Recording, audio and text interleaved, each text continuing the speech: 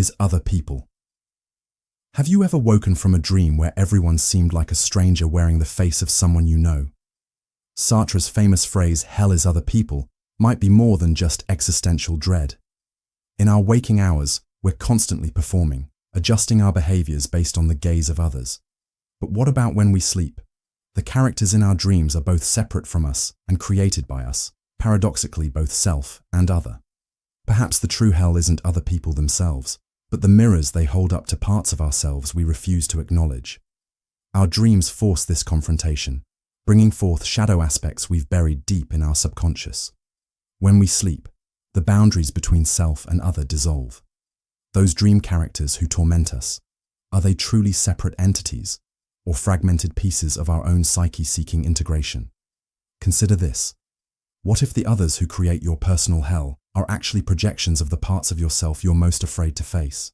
Perhaps true liberation comes not from escaping others, but from embracing the uncomfortable reflections they provide. Nihilism. Have you ever stared at the ceiling during those endless nights, wondering if anything truly matters? In the void between consciousness and dreams lies the playground of nihilism. When we sleep, our brain continues searching for meaning in random neural firings, creating stories from chaos. Isn't this precisely what we do while awake, constructing meaning in a potentially meaningless universe? Dreams reveal this uncomfortable truth. Our minds desperately create significance, even when none exists. The dream world, where nothing has consequences yet everything feels profoundly important, mirrors our waking paradox. The nihilist claims life has no inherent meaning, yet we cannot help but create it anyway. Perhaps this is why we find sleep so necessary. It's the only time we acknowledge the beautiful absurdity of meaning-making. What if embracing nihilism isn't about surrendering to emptiness, but recognizing that we are the authors of meaning in both our waking hours and dream states? Maybe the void isn't something to fear, but the canvas upon which we paint our existence. The silence of God. In the darkest hours before dawn, have you ever felt the weight of cosmic silence? The unanswered prayers echoing into emptiness mirror the paradox of our sleeping minds calling out to no one. Throughout history, humans have interpreted dreams as divine messages. Yet in our modern world, dreams are reduced to neural activity, random firings with no transcendent author. This parallels our existential crisis. Are we shouting into a void, or is something listening? The silence of God and the silence between dreams share a quality. Both are spaces where meaning exists only if we choose to create it. When we sleep, we become both the creator and the created, the speaker and the listener. Perhaps the silence isn't absence, but invitation. In dreams, meaning arises not from external authority, but from our own depths. What if the silence of God operates similarly? Not abandonment, but space for our own divine nature to emerge. Consider this paradox. What if the silence isn't God's absence, but the only way infinite presence can be experienced by finite beings? The myth of Sisyphus. Have you ever jolted awake from a dream where you were endlessly repeating the same futile task? Perhaps you've glimpsed the true nature of existence, Sisyphus and his eternal boulder. Sleep itself is Sisyphean. We rest only to grow tired again. Dreams loop and reset, consequences vanish, and we begin anew each night. Yet we continue this cycle without question, finding strange comfort in the repetition. Camus suggested that we must imagine Sisyphus happy, finding meaning in the meaningless repetition. Our dreaming mind does this naturally, transforming random neural patterns into narratives worth experiencing. The boundary between dreams and reality blurs when we consider, aren't our waking lives similarly cyclical? We work, eat, sleep, repeat, creating purpose within patterns that, viewed objectively, might seem absurd. What if embracing the Sisyphean nature of existence, in both dreams and waking life, is the key to authentic living? Perhaps meaning isn't found in breaking the cycle, but in the revolutionary act of finding joy within it. Will to live. Have you noticed how desperately you fight to survive in nightmares, even knowing somewhere in your mind that it's just a dream? This primal drive reveals something profound about consciousness itself.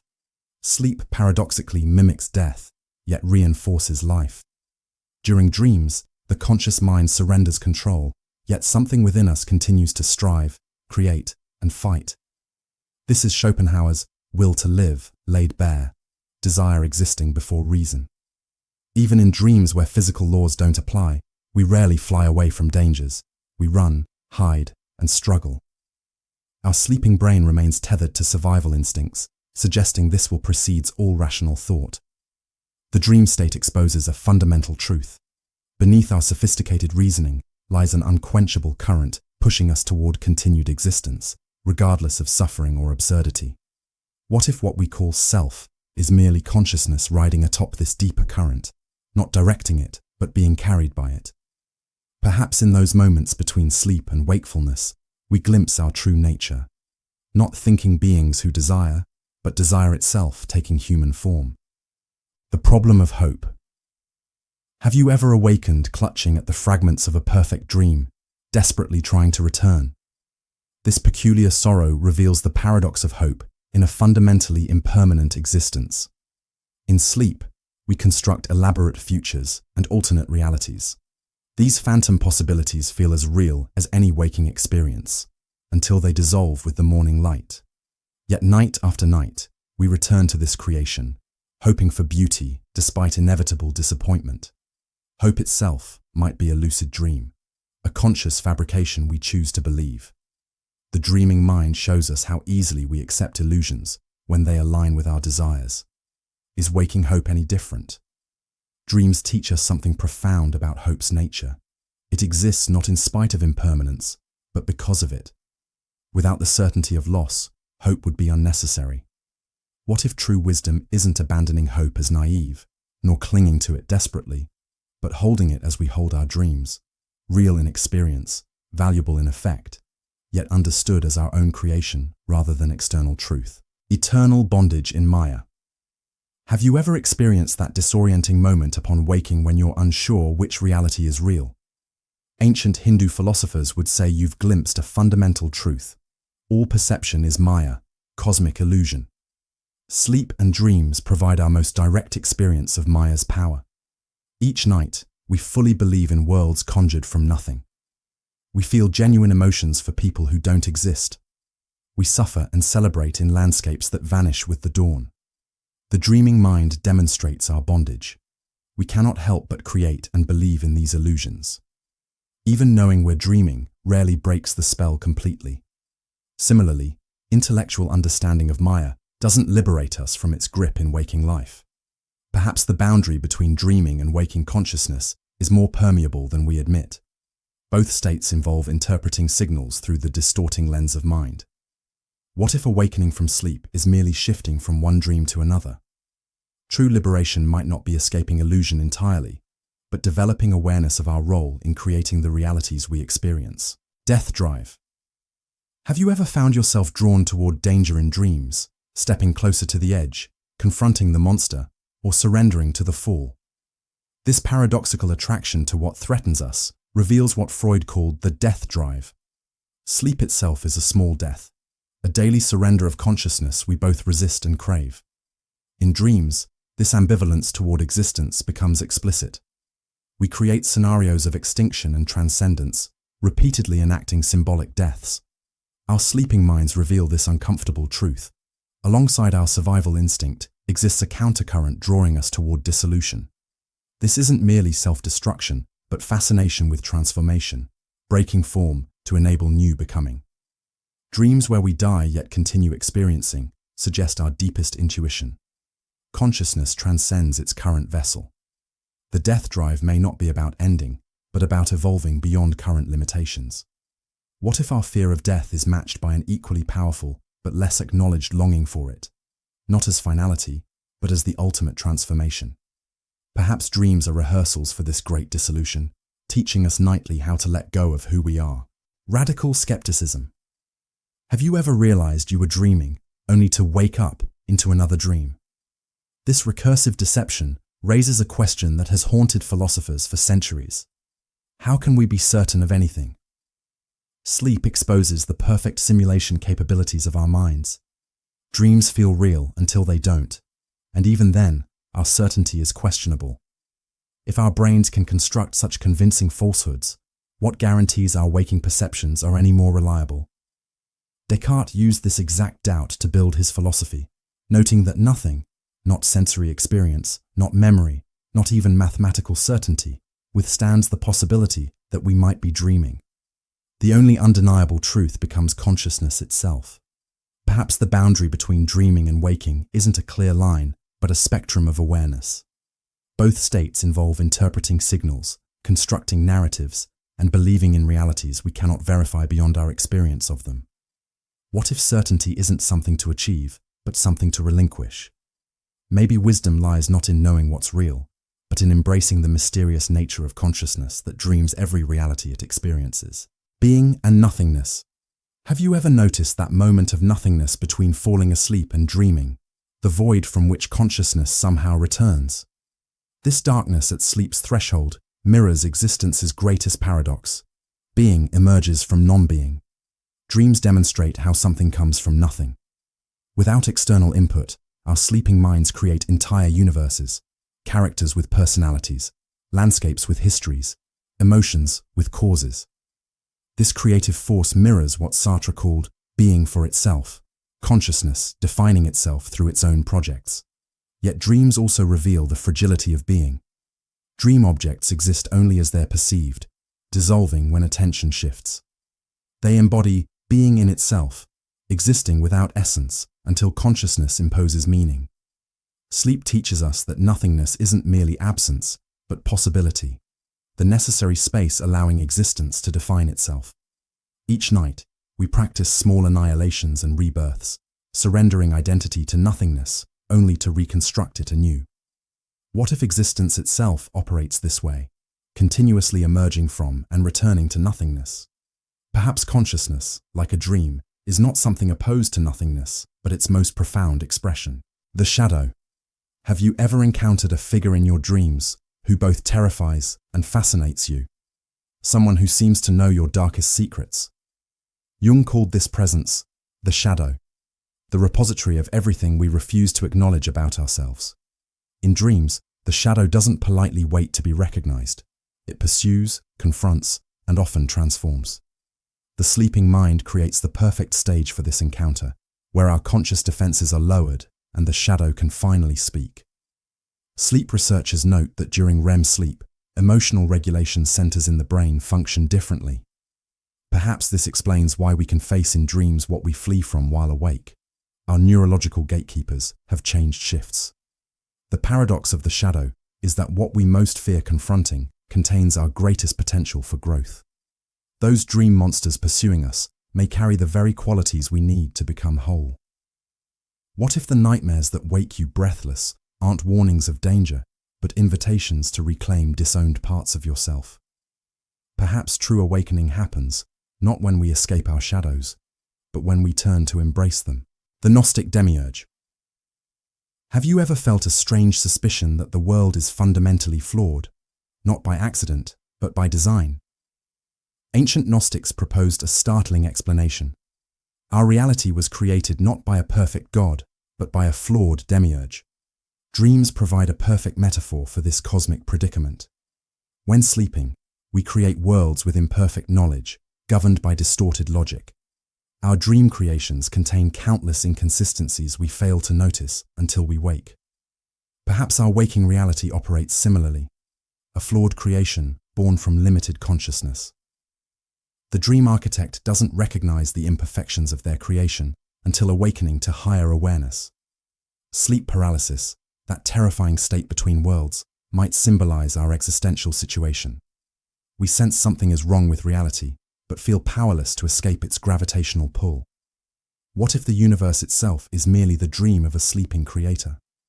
Perhaps enlightenment isn't about worshipping the architect of our prison, but awakening to the reality beyond it, recognizing we've been captive in someone else's imperfect imagination. The paradox of tragedy. Have you ever awakened in tears from a devastating dream, yet felt strangely enriched by the experience? This peculiar response mirrors what philosophers call the paradox of tragedy. Why do we seek emotional pain in art? During sleep, we willingly endure scenarios that would devastate us in waking life. The dreaming mind seems to understand instinctively what Aristotle called catharsis, emotional purification through suffering. Dreams demonstrate that we need negative experiences, not despite their painfulness, but because of it. Our sleeping consciousness creates precisely the emotional landscapes we require, however uncomfortable they may be. Perhaps this explains our attraction to tragic art. It provides the emotional depth we instinctively seek in dreams. Both offer safe spaces to encounter suffering without its full consequences. What if our capacity to find meaning in suffering isn't merely a coping mechanism, but reveals something fundamental about consciousness itself? Perhaps we're drawn to tragedy, both sleeping and waking, because confronting dissolution is necessary for wholeness. The Undead God. Have you ever experienced that unsettling presence in dreams, something ancient and powerful that refuses to die? This persistent haunting speaks to our deepest metaphysical paradox, the death and resurrection of meaning itself. Sleep researchers note that religious imagery appears frequently in dreams, regardless of the dreamer's conscious beliefs. Perhaps this reflects Nietzsche's insight. Though we proclaim God is dead, something divine refuses to stay buried in our collective unconscious. The undead God of our dreams is neither fully alive nor completely extinguished. Like Schrödinger's cat, it exists in quantum superposition, simultaneously deceased and eternally present, rejecting the binary of existence and non-existence. Dreams reveal our peculiar relationship with transcendence. We've intellectually outgrown divine narratives, yet our sleeping minds stubbornly retain their symbolic power, creating deities that return night after night. What if the undead God in your dreams is neither delusion nor revelation, but consciousness itself, wrestling with its own divine nature? Perhaps what refuses to die is not God, but our innate capacity for sacred experience, a flame that continues burning even in secularity's cold wind. Vanity of Existence. Have you ever woken from a vivid dream only to have it dissolve completely, leaving not even fragments to hold on to? This daily vanishing act mirrors what Schopenhauer called the vanity of existence. Everything we value eventually evaporates into nothing. Sleep offers a nightly rehearsal of existence's ultimate futility. We invest emotional energy in dream narratives, form attachments to dream characters, pursue dream ambitions, all destined to disintegrate with the morning light. Yet paradoxically, we return to this cycle willingly. Each night, we surrender to sleep, knowing our dream worlds will perish, trading permanence for experience without hesitation. Perhaps dreams reveal a profound truth. Significance doesn't require permanence. The ephemeral nature of dream experiences doesn't diminish their intensity while they last. The vanishing act is part of the value, not its negation. What if life's brevity and inevitable dissolution aren't arguments against meaning, but preconditions for it? Perhaps, like dreams, existence derives its sweetness precisely from its temporary nature. Precious, not despite being transient, but because of it. God is dead. Have you ever experienced that peculiar moment in a dream when familiar foundations suddenly dissolve, when dream physics fail or dream logic collapses? This disorientation mirrors our collective cultural experience. Nietzsche's declaration that God is dead. When we sleep, we create worlds governed by rules that can change without warning. This mirrors our post-religious predicament. The cosmic order once guaranteed by divine authority now floats unanchored, subject to revision without notice. Dreams show us both the terror and liberation of this condition. Without an absolute authority governing reality, anything becomes possible. Dreams can transform infinitely, unbound by consistent laws or moral frameworks. The sleeping mind intuitively understands what our waking mind resists. In the absence of cosmic supervision, we become responsible for creating meaning. Each dream is a universe self-organized around our own unconscious values. What if the death of God isn't cause for nihilistic despair, but the necessary precondition for authentic existence? Perhaps like lucid dreamers who discover they can fly, we're only beginning to explore the vertiginous freedom of creating value in a universe without predetermined meaning. Dysteleological Suffering. Have you ever been trapped in a nightmare of senseless suffering, where pain seems to have no purpose or redemptive value? This experience confronts us with what philosophers call dysteleological suffering, pain that serves no higher purpose. Sleep sometimes subjects us to scenarios of pure anguish that resist meaning-making. These dreams challenge our waking tendency to believe suffering must have purpose. that pain must be for something. Perhaps dreams reveal what our waking minds resist. Sometimes suffering simply is. The dream mind occasionally generates pain that serves no narrative function, develops no character, and teaches no lesson. Suffering without teleology. This mirrors our existential predicament. We desperately want the universe to ensure our suffering matters, but dreams suggest consciousness itself sometimes generates pain without purpose, not as punishment or education, but as meaningless byproduct. What if accepting the possibility of meaningless suffering is necessary for authenticity? Perhaps true compassion begins not by imposing purpose on others' pain, but by acknowledging that sometimes, like the worst nightmares, suffering simply exists without redemptive narrative. The eternal torment of samsara. Have you ever had that disorienting experience of dreaming you've awakened, only to discover you're still dreaming?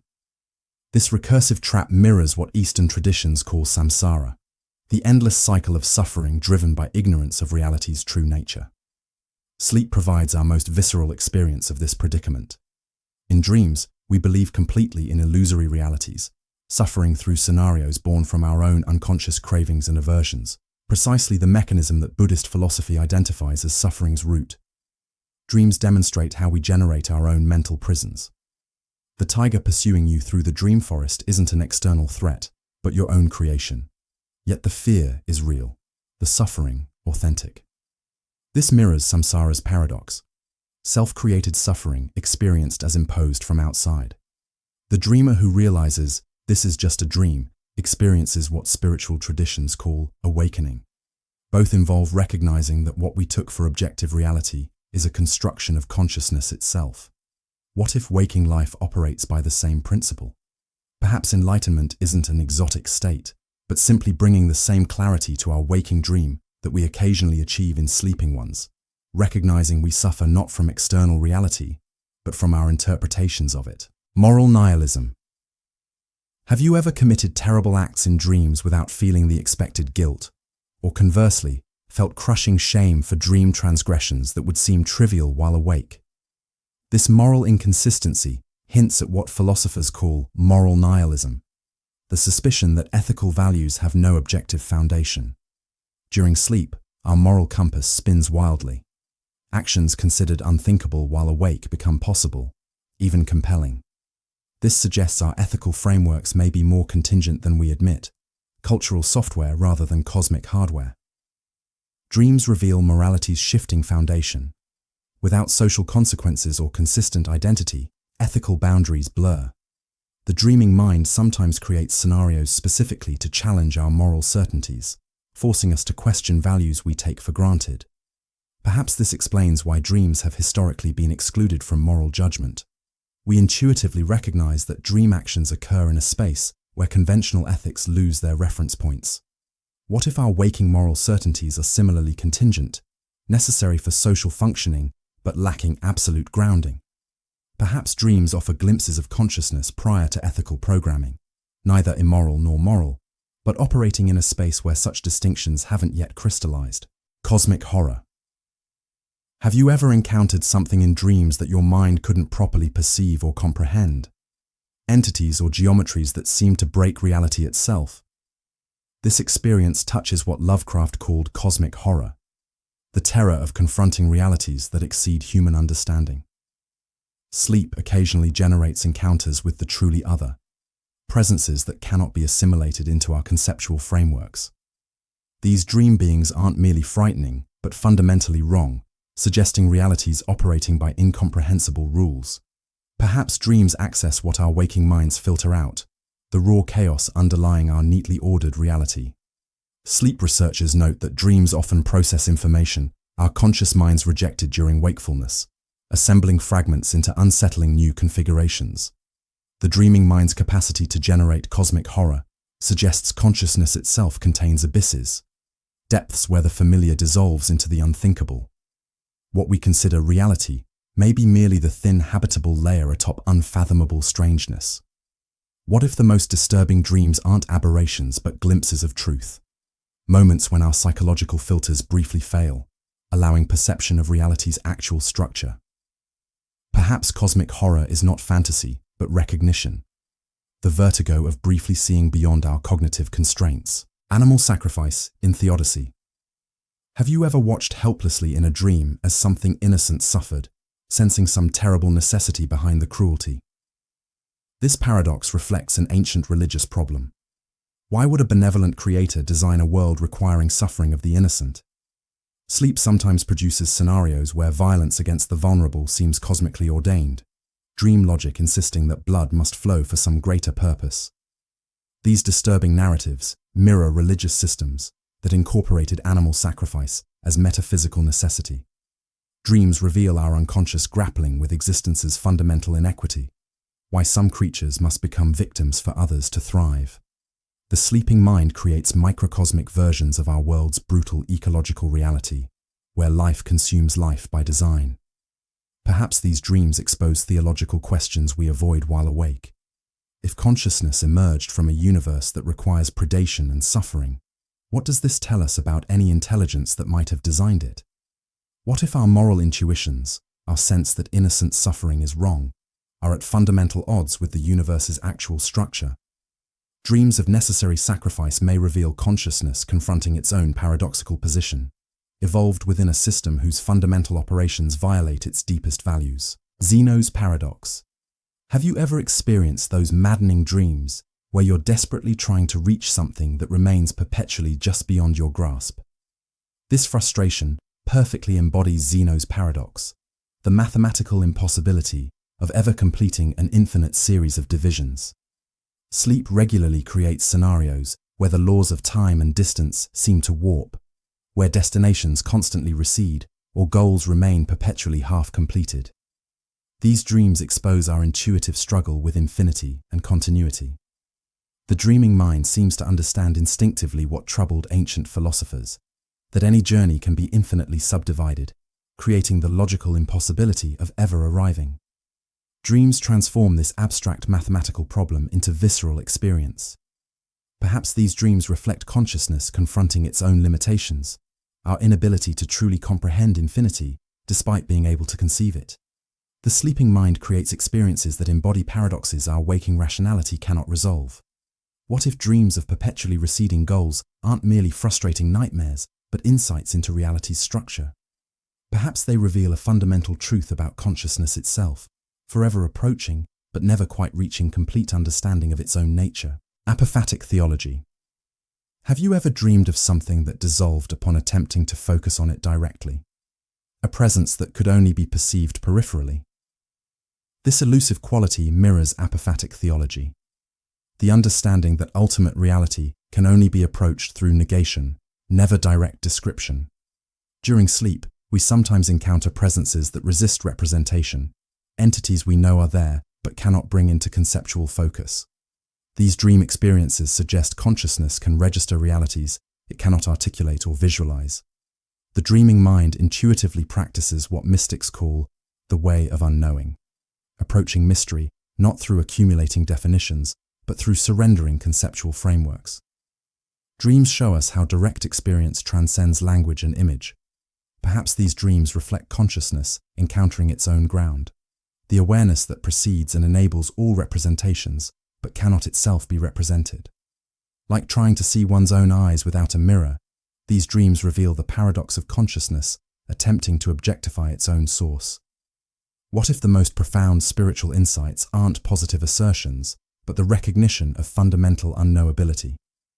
Dreams of the ungraspable may be consciousness experiencing its relationship to true mystery, not as something to solve, but as the necessary horizon that makes all knowledge possible. The Fallenness of Dasein. Have you ever awakened with that peculiar sense of having been exiled, returned to a world you didn't choose from one that felt more authentic? This disorientation touches what Heidegger called the fallenness of Dasein, our condition of being thrown into existence without foundation. Sleep temporarily releases us from the burdens of self-consciousness and social performance. Dreams often reveal existence before the anxiety of choice returns, showing consciousness prior to its awareness of being observed, judged, and finite. The transition from dreaming to waking mirrors our philosophical predicament. We're ejected from unconscious immersion into the burden of self-awareness. Each morning recapitulates our species' evolutionary awakening to reflective consciousness, the blessing and curse of knowing that we know. Perhaps the discomfort of waking, that reluctance to leave the dream state, reflects our deeper resistance to the burden of authentic existence. Dreams temporarily relieve us from freedom's weight and the anxiety of possibility. What if that strange nostalgia for the dream world isn't merely escapism, but recognition of a lost mode of being, consciousness before it became self-conscious? Perhaps dreams offer brief returns to existence before the fall into self-awareness, before we knew ourselves as separate, finite, and responsible. The ought problem. Have you ever had that strange dream experience where you suddenly question why you're following dream logic? Why you accepted flying or talking animals without surprise? This moment of lucidity reveals philosophy's central ought problem, how objective facts could ever generate subjective values. During sleep, we accept bizarre scenarios as normal until something triggers critical awareness. This mirrors our waking relationship with values. We operate within moral frameworks without questioning their foundations until something disrupts our assumptions. Dreams demonstrate how consciousness creates oughts without external justification. In dreams, we feel powerful emotional imperatives, must escape, must find, must protect, without objective grounds for these values. The dreaming mind generates its own purposes. Perhaps this illustrates Hume's insight that no description of what is can logically produce what ought to be. Dreams create entire worlds of meaning and value from nothing but neural activity, showing how consciousness itself is the source of valuation. What if the search for objective moral foundations is fundamentally misguided? Dreams suggest that values aren't discovered in the world, but projected onto it by consciousness itself. Not relativistic or arbitrary, but emerging from the structure of awareness rather than external reality. Determinism. Have you ever had a dream where you knew exactly what would happen next, yet felt powerless to change the outcome? This eerie sensation mirrors the philosophical conundrum of determinism, the idea that every event is necessitated by prior causes. Sleep offers a unique perspective on causality. In dreams, we create narratives that feel spontaneous, yet follow hidden patterns dictated by our unconscious mind. The dreamer experiences both freedom and fatalism simultaneously. When we sleep, our brains continue processing the day's events, weaving them into narratives that reveal underlying connections. Perhaps this is why dreams sometimes feel prophetic. They express pattern recognition operating below conscious awareness. The paradox of deterministic dreams is that they're entirely our creation, yet we experience them as if they happen to us. This mirrors our waking predicament. We feel free while being composed of atoms following physical laws. What if free will and determinism aren't contradictory, but complementary aspects of consciousness? Perhaps dreams reveal that authorship and experience can coexist.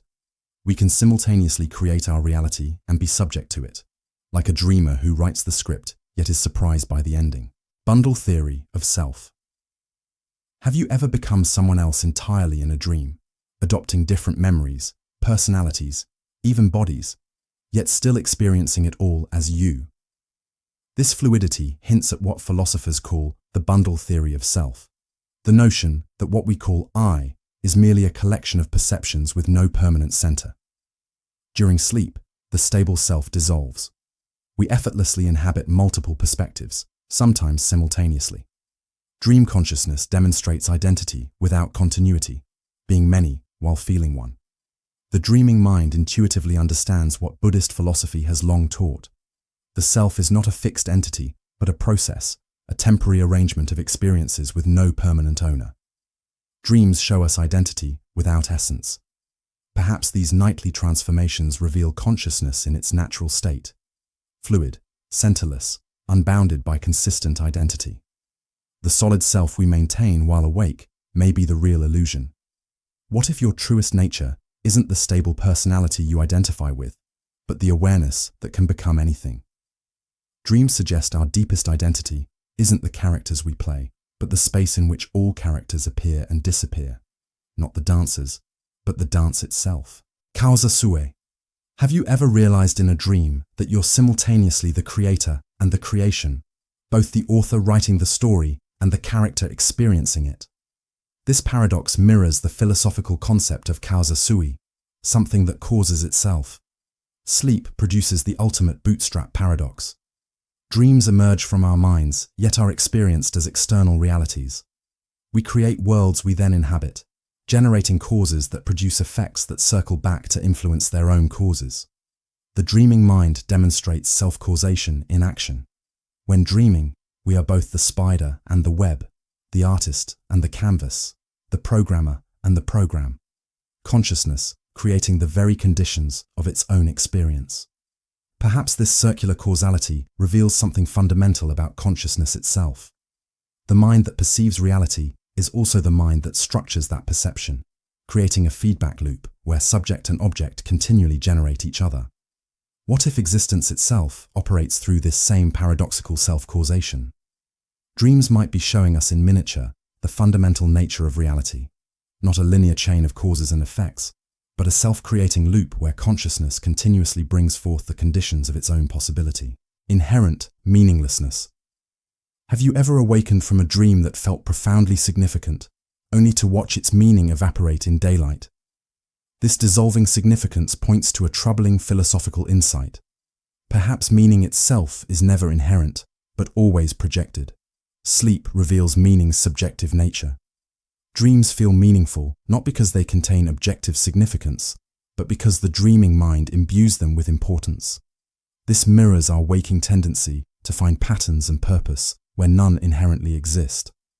The dreaming mind demonstrates how easily consciousness manufactures meaning from random neural firings. We create elaborate narratives to explain arbitrary dream events, just as we construct meaningful stories to explain the random circumstances of our lives. Perhaps dreams expose the uncomfortable truth that meaning doesn't exist out there, waiting to be discovered. Like the dream images formed from random brain activity during REM sleep, significance is something consciousness creates rather than finds. What if meaning's subjective nature isn't cause for despair but liberation? Dreams suggest that if significance isn't inherent in reality but projected by consciousness, then we have the freedom to create meaning rather than seeking it, to become authors rather than archaeologists of purpose. Solipsism. Have you ever considered that your dreams are populated entirely by your own mind, every character, landscape, and event emerging from your consciousness alone? This nightly solitude mirrors philosophy's most isolating proposition, solipsism, the idea that only one's own mind can be known to exist. Sleep provides our most vivid experience of creating an entire universe from nothing but consciousness. Dreams demonstrate how the mind can generate the illusion of encountering independent others while remaining fundamentally alone. The dreaming state reveals both solipsism's truth and its limitation. While dreams confirm that consciousness can create convincing simulations of reality and otherness, they also demonstrate our mind's fundamental need to create the experience of encounter, to dream others into existence. Perhaps this explains why solipsism, while logically irrefutable, feels intuitively wrong. Dreams show that even when consciousness is entirely self-contained, it naturally generates the experience of otherness, suggesting that encounter is fundamental to awareness itself. What if solipsism is simultaneously true and false? Dreams suggest that while all experience may indeed be contained within individual consciousness, the structure of that consciousness inherently reaches beyond itself, creating others as an essential aspect of its own nature. Moral desert. Have you ever had a dream where you received exactly what you deserved? Punishment perfectly matched to crime, reward precisely calibrated to virtue. This satisfying moral accounting contrasts sharply with waking life, highlighting what philosophers call the problem of moral desert. Sleep sometimes creates worlds where karma operates with perfect precision. Dreams can manifest our deepest moral intuitions, the sense that actions should have proportional consequences, that virtue should be rewarded and vice punished. The dreaming mind reveals our innate desire for moral order. We create dream scenarios that satisfy our sense of justice when waking reality fails to do so, suggesting that moral desert is a fundamental structure of human consciousness rather than an objective feature of the universe. Perhaps dreams compensate for reality's moral chaos. When waking life presents good people suffering and the wicked prospering, the sleeping mind creates corrective narratives where actions and consequences align perfectly. What if our sense of moral desert is neither objective truth nor mere illusion, but a necessary fiction? Dreams suggest that the concept of deserving may be essential for consciousness to maintain moral coherence, a fundamental structure of meaning-making rather than a discovery about reality's nature. The problem of other minds. Have you ever encountered a dream character who seemed to possess knowledge you didn't have, or who surprised you with their autonomy? This uncanny experience touches philosophy's persistent problem of other minds. How can we know if consciousnesses beyond our own truly exist? During sleep, we create entities that seem to have independent viewpoints and agency. Dreams demonstrate consciousness's ability to simulate otherness so convincingly that even the dreamer is fooled, encountering dream figures as if they were separate minds. The dreaming state reveals both the problem and its solution. While dreams confirm that appearances of otherness can be generated within a single consciousness, they also demonstrate that consciousness naturally manifests as plurality, creating the experience of encounter even when objectively alone. Perhaps this explains why solipsism remains unconvincing despite its logical consistency. Dreams suggest that consciousness itself is inherently dialogical. Even when completely isolated, it spontaneously generates the experience of other perspectives. What if consciousness is fundamentally shared rather than isolated? Dreams might be showing us that awareness naturally manifests as encounter, that even when objectively alone, consciousness creates the experience of communion because relationship is intrinsic to its structure. The paradox of hedonism. Have you ever had a dream where you desperately pursued pleasure, only to have it consistently elude you, while pleasant experiences came effortlessly when you weren't seeking them?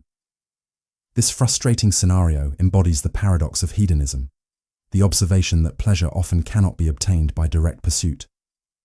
Sleep illustrates this paradox perfectly. We cannot force ourselves to have pleasant dreams, yet they often occur spontaneously when we're not trying. The dreaming mind seems to understand intuitively that happiness functions indirectly. Dreams reveal how consciousness relates to pleasure. When we fixate on obtaining positive experiences, we create conditions that make them impossible. The sleeping mind demonstrates that satisfaction often comes as a byproduct of other pursuits, not as their direct object. Perhaps this explains why happiness proves so elusive when directly pursued. Dreams suggest that pleasure operates paradoxically, available only when we're focused elsewhere, disappearing precisely when grasped for. What if happiness is not an object to be seized, but a quality that emerges when consciousness is properly aligned?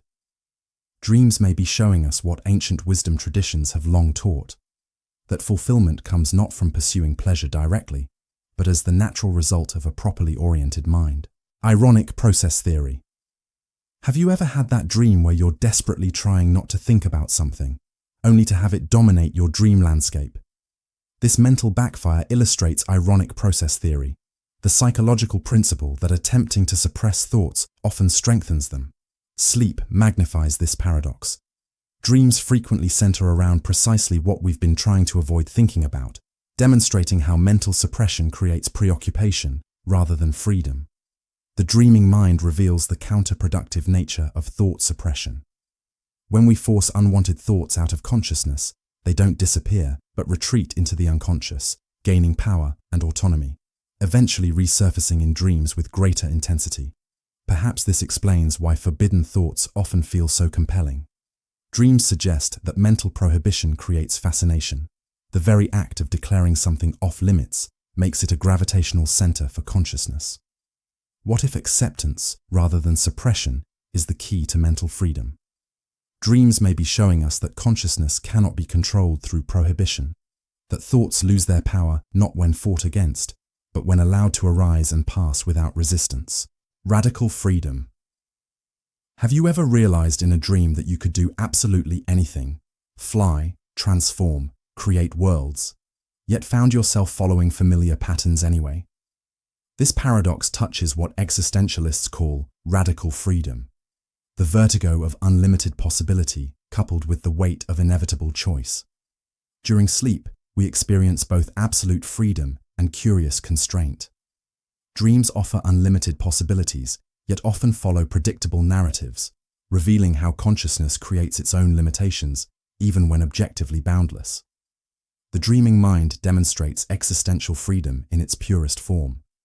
When conventional physics and social rules are suspended, we discover that the greatest constraints on our actions aren't external prohibitions, but internal habits, patterns of thought and behavior we maintain even when they're no longer necessary.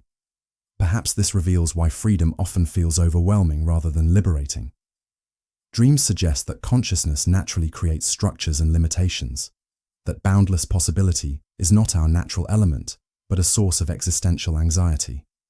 What if true freedom isn't the absence of constraints, but the conscious choice of which constraints to accept? Dreams might be showing us that consciousness requires form and limitation, that meaning emerges not from limitless possibility, but from the creative tension between freedom and structure. The myth of immortality. Have you ever experienced dream death? That moment when your dream self ceases to exist, yet awareness continues. This peculiar transition offers insight into philosophy's oldest question: does consciousness survive bodily death? Sleep provides our most regular experience of identity dissolution. Dreams frequently involve scenarios where our character dies or transforms completely, yet consciousness persists, suggesting awareness transcends any particular form it temporarily inhabits. The dreaming mind demonstrates consciousness's flexibility regarding identity. When dream death occurs, we don't cease to be. We simply shift perspective, becoming a new character or assuming a witnessing presence. This mirrors religious concepts of consciousness continuing after bodily death. Perhaps dreams reveal that consciousness itself is the constant, not any particular identity it temporarily assumes. The sleeping mind suggests that awareness may be more fundamental than the specific forms it takes, persisting through endless transformations.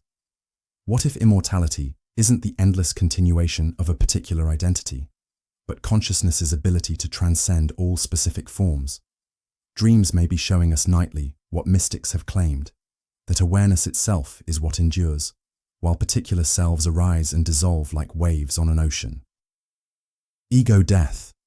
Have you ever experienced that disorienting dream moment when you're simultaneously everyone and no one, when the boundaries of self completely dissolve? This radical dissolution mirrors what mystical traditions call ego death, the complete transcendence of individual identity. During sleep, we occasionally experience consciousness without a center. Dreams can produce states where awareness continues, but I disappears, where experience happens without a separate experiencer. The dreaming mind demonstrates that consciousness can function without a stable subject. In certain dream states, perception continues, but the perceiver vanishes, suggesting that awareness itself doesn't require the familiar structure of I experiencing that. Perhaps this explains why mystical experiences across cultures report similar dissolutions of self.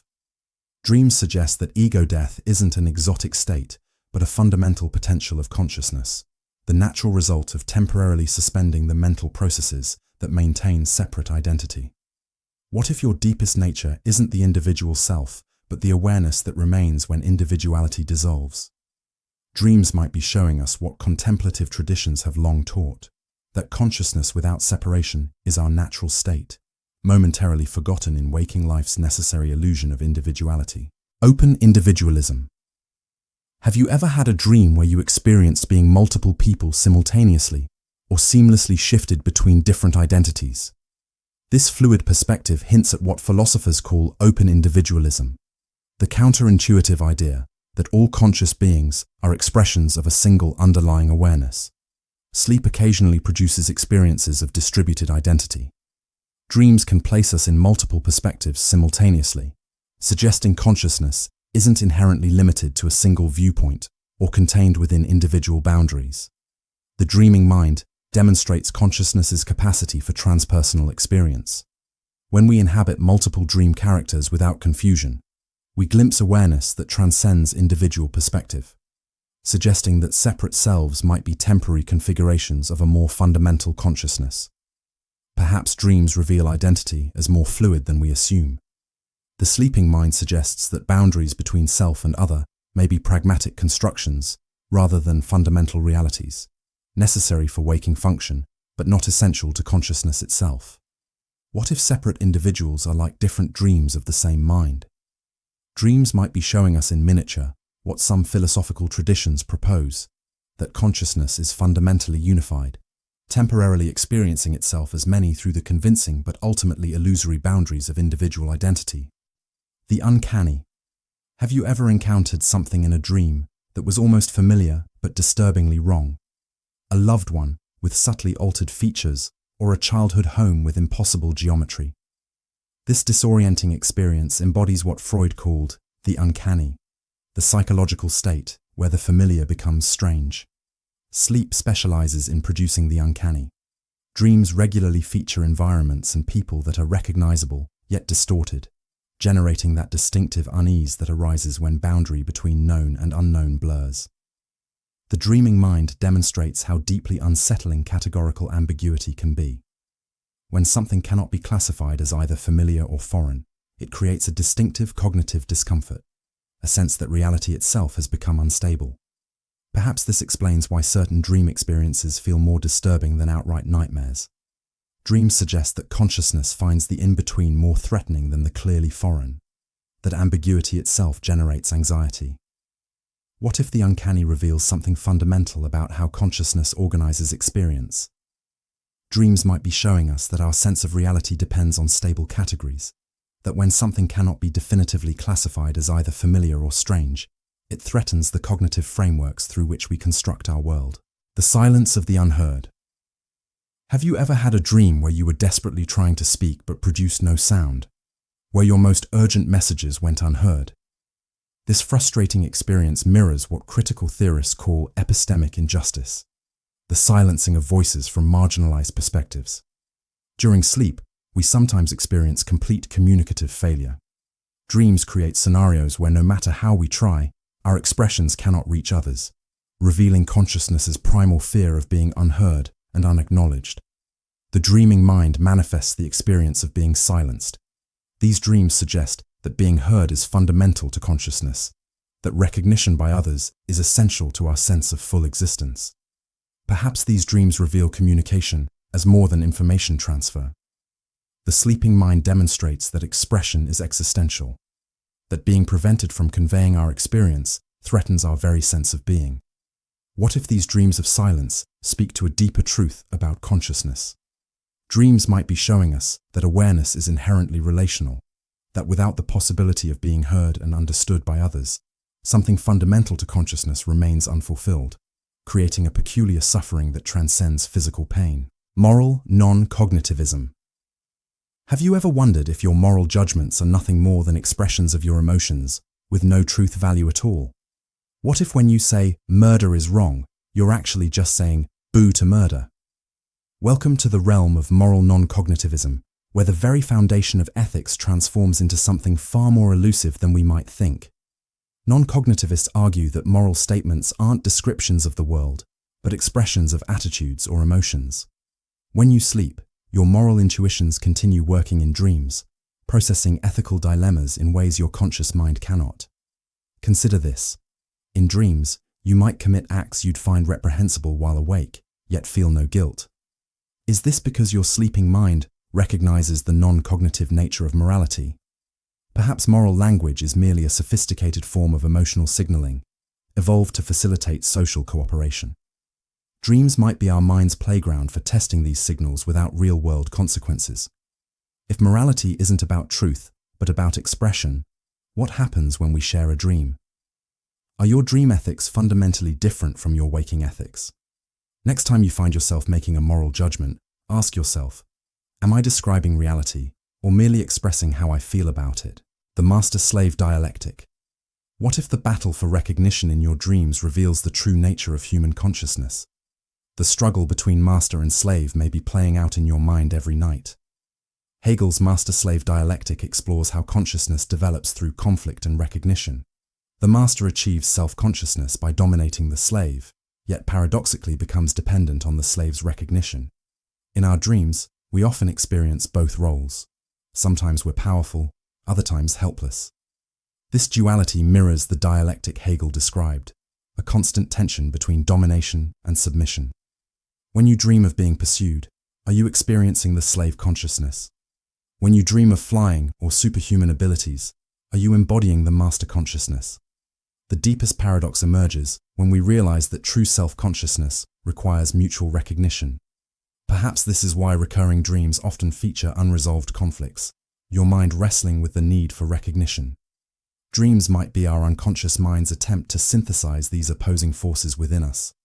In sleep, the boundaries between master and slave dissolve, pointing toward a higher form of consciousness. What role are you playing in your dreams tonight? And which consciousness will you awaken to? The bad infinite. Have you ever been trapped in a dream that seems to loop forever, never reaching its conclusion? This endless repetition without progress might be what Hegel called the bad infinite. Unlike true infinity, which is complete and whole, the bad infinite is merely endless repetition, a straight line that extends forever without development or return to itself. In our dreams, we encounter this concept when we experience those frustrating scenarios, running but never reaching our destination, searching but never finding, or falling without ever landing. Sleep researchers suggest these repetitive dreams occur during stress periods. Perhaps your mind is stuck in its own version of the bad infinite, unable to synthesize contradictions into a higher understanding. Consider how different this feels from those rare, profound dreams where everything connects in a perfect circle of meaning. Those moments might represent genuine infinity, wholeness, rather than mere endlessness. The bad infinite appears in our waking life too, through mindless scrolling, consumption without satisfaction, and pursuits that never fulfill us. Next time you find yourself in a looping dream, ask, am I experiencing the bad infinite? Is my mind searching for a way to transform this endless repetition into true infinity? The mirror stage. What if that strange sense of disconnection you sometimes feel in dreams, watching yourself from outside your body, is revealing a fundamental truth about human consciousness? Lacan's concept of the mirror stage suggests that our identity forms when, as infants, we first recognize ourselves in a mirror. This moment creates a split between the I, who sees, and the me, who is seen. In dreams, this split becomes pronounced. We often observe ourselves from outside, as if watching a character in a film. This dream self both is and isn't us, a paradox at the heart of identity. When you dream of flying and watch yourself soaring, who exactly is watching? Is it the real you observing a projection? Or is the dreamer always already divided? Sleep researchers note that this dissociation in dreams may help process trauma and complex emotions. Perhaps the mirror stage continues each night, as we reconstruct our identity through these fragmented reflections. Dreams might be our psyche's mirrors, reflecting not just our desires, but the very structure of our consciousness, forever split between subject and object. Next time you see yourself in a dream, remember, you're witnessing the ongoing mirror stage of your own existence. The veil of Maya. Have you ever awakened from a dream so vivid that, for a moment, you couldn't distinguish it from reality? What if our waking life is similarly illusory, a veil concealing the true nature of existence? In Hindu and Buddhist philosophy, the veil of Maya represents the illusion that separates us from ultimate reality. It's the misperception that the phenomenal world is fundamentally real, rather than a manifestation of consciousness. During sleep, our minds create entire universes indistinguishable from reality while we're in them. This remarkable ability suggests that perception itself might be a creative act rather than passive reception. Consider how dreams collapse upon waking. The solid objects, people, and emotions all dissolve into nothing. Could our waking reality be similarly insubstantial at its core? Sleep researchers have found that the brain uses the same neural mechanisms to construct both dreams and waking perceptions. Perhaps the difference is merely one of degree, not kind. Some yogic traditions suggest that by observing dreams with awareness, we can learn to pierce the veil in waking life too. In both states, the first step is recognizing the illusion. As you drift towards sleep tonight, ask yourself, what veils might fall away in your dreams? And what deeper reality might they reveal? Profound boredom. Have you ever experienced that peculiar state between wakefulness and sleep, where time seems to stretch endlessly and nothing holds your interest? This might be what Heidegger called profound boredom, a mood that reveals the emptiness at the heart of existence. Unlike ordinary boredom, which stems from specific situations, Profound boredom emerges when everything loses meaning simultaneously. It's not that this or that thing is boring, it's that being itself becomes boring. In the liminal space between consciousness and unconsciousness, we sometimes encounter this state. The mind empties of content, and we face the raw fact of existence without distraction. Consider how different this is from the vivid content of dreams. Perhaps dreams are our escape from profound boredom, the mind's desperate attempt to create meaning in the void. Sleep researchers have noted that sensory deprivation often leads to hallucinations. Is this because the mind cannot tolerate emptiness and must fill it with content, even if illusory? Heidegger suggested that profound boredom, rather than something to avoid, might be a privileged mood that reveals fundamental truths about existence. Next time you find yourself in that empty space before sleep, don't reach for distraction. Instead, ask, what might this boredom reveal if I simply let it be? Transvaluation of values. What if your dreams are not random neural firings, but your unconscious mind's attempt to rewrite the very values you live by? Could your sleeping self be engaged in what Nietzsche called the transvaluation of values? Nietzsche proposed that humanity needed to overthrow old moral systems and create new values.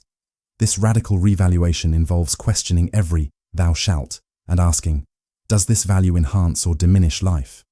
In dreams, we routinely violate social norms and moral codes. We kill, fly, transform, and love without restriction. Perhaps this is the mind's laboratory for experimenting with new values. Consider those dreams where you behave in ways your waking self would condemn. Is your dreaming mind testing the boundaries of your moral framework, searching for values beyond good and evil? Sleep researchers have observed that REM sleep helps integrate emotional experiences. Perhaps this integration includes a nightly reassessment of our value systems. Dreams might be our psyche's attempt to free itself from cultural conditioning, to glimpse what life might be like if we valued differently. As you drift off tonight, consider, what values might your dreaming self be creating, and which ones might it be destroying? The ethics of forgetting. Have you ever awakened from a dream with a profound insight, only to have it slip away moments later? What if this forgetting is not a failure, but a necessary mechanism for psychological survival? The ethics of forgetting raises a paradoxical question. Might there be a moral imperative to forget certain things? Perhaps some knowledge is too burdensome to carry. In sleep, our brains actively process and consolidate memories, but they also engage in targeted forgetting. This selective amnesia might be as crucial for mental health as memory formation. Consider how dreams often surface repressed material from our unconscious. If we remembered every dream with perfect clarity, could we withstand the onslaught of unconscious content? Sleep researchers have found that sleep deprivation impairs memory formation. This suggests that the forgetting that occurs during healthy sleep might be purposeful rather than accidental. Perhaps dreams operate as a kind of ethical filter, allowing us to process difficult experiences without consciously remembering them. Next time you sense a dream slipping away, ask yourself, is this forgetting random, or is it protecting me from knowledge I'm not yet ready to integrate? The Grand Inquisitor. What if the freedom you experience in dreams, to fly, to transform, to transcend physical laws, is actually terrifying rather than liberating? This paradox lies at the heart of Dostoevsky's Grand Inquisitor. In this parable, Christ returns to earth but is imprisoned by the church. The Inquisitor argues that humans cannot bear the burden of freedom and need authority instead. Dreams grant us absolute freedom from physical and social constraints. Yet this freedom often manifests as nightmares, suggesting that unlimited possibilities might be more frightening than comforting. Consider those dreams where you can do anything, yet feel profound anxiety.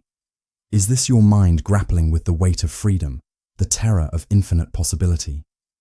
Sleep researchers note that anxiety dreams increase during major life transitions, precisely when we face expanded freedom and responsibility. Perhaps dreams reveal what the Grand Inquisitor claimed, that humans simultaneously crave and fear freedom. Each night we practice both liberation and its refusal.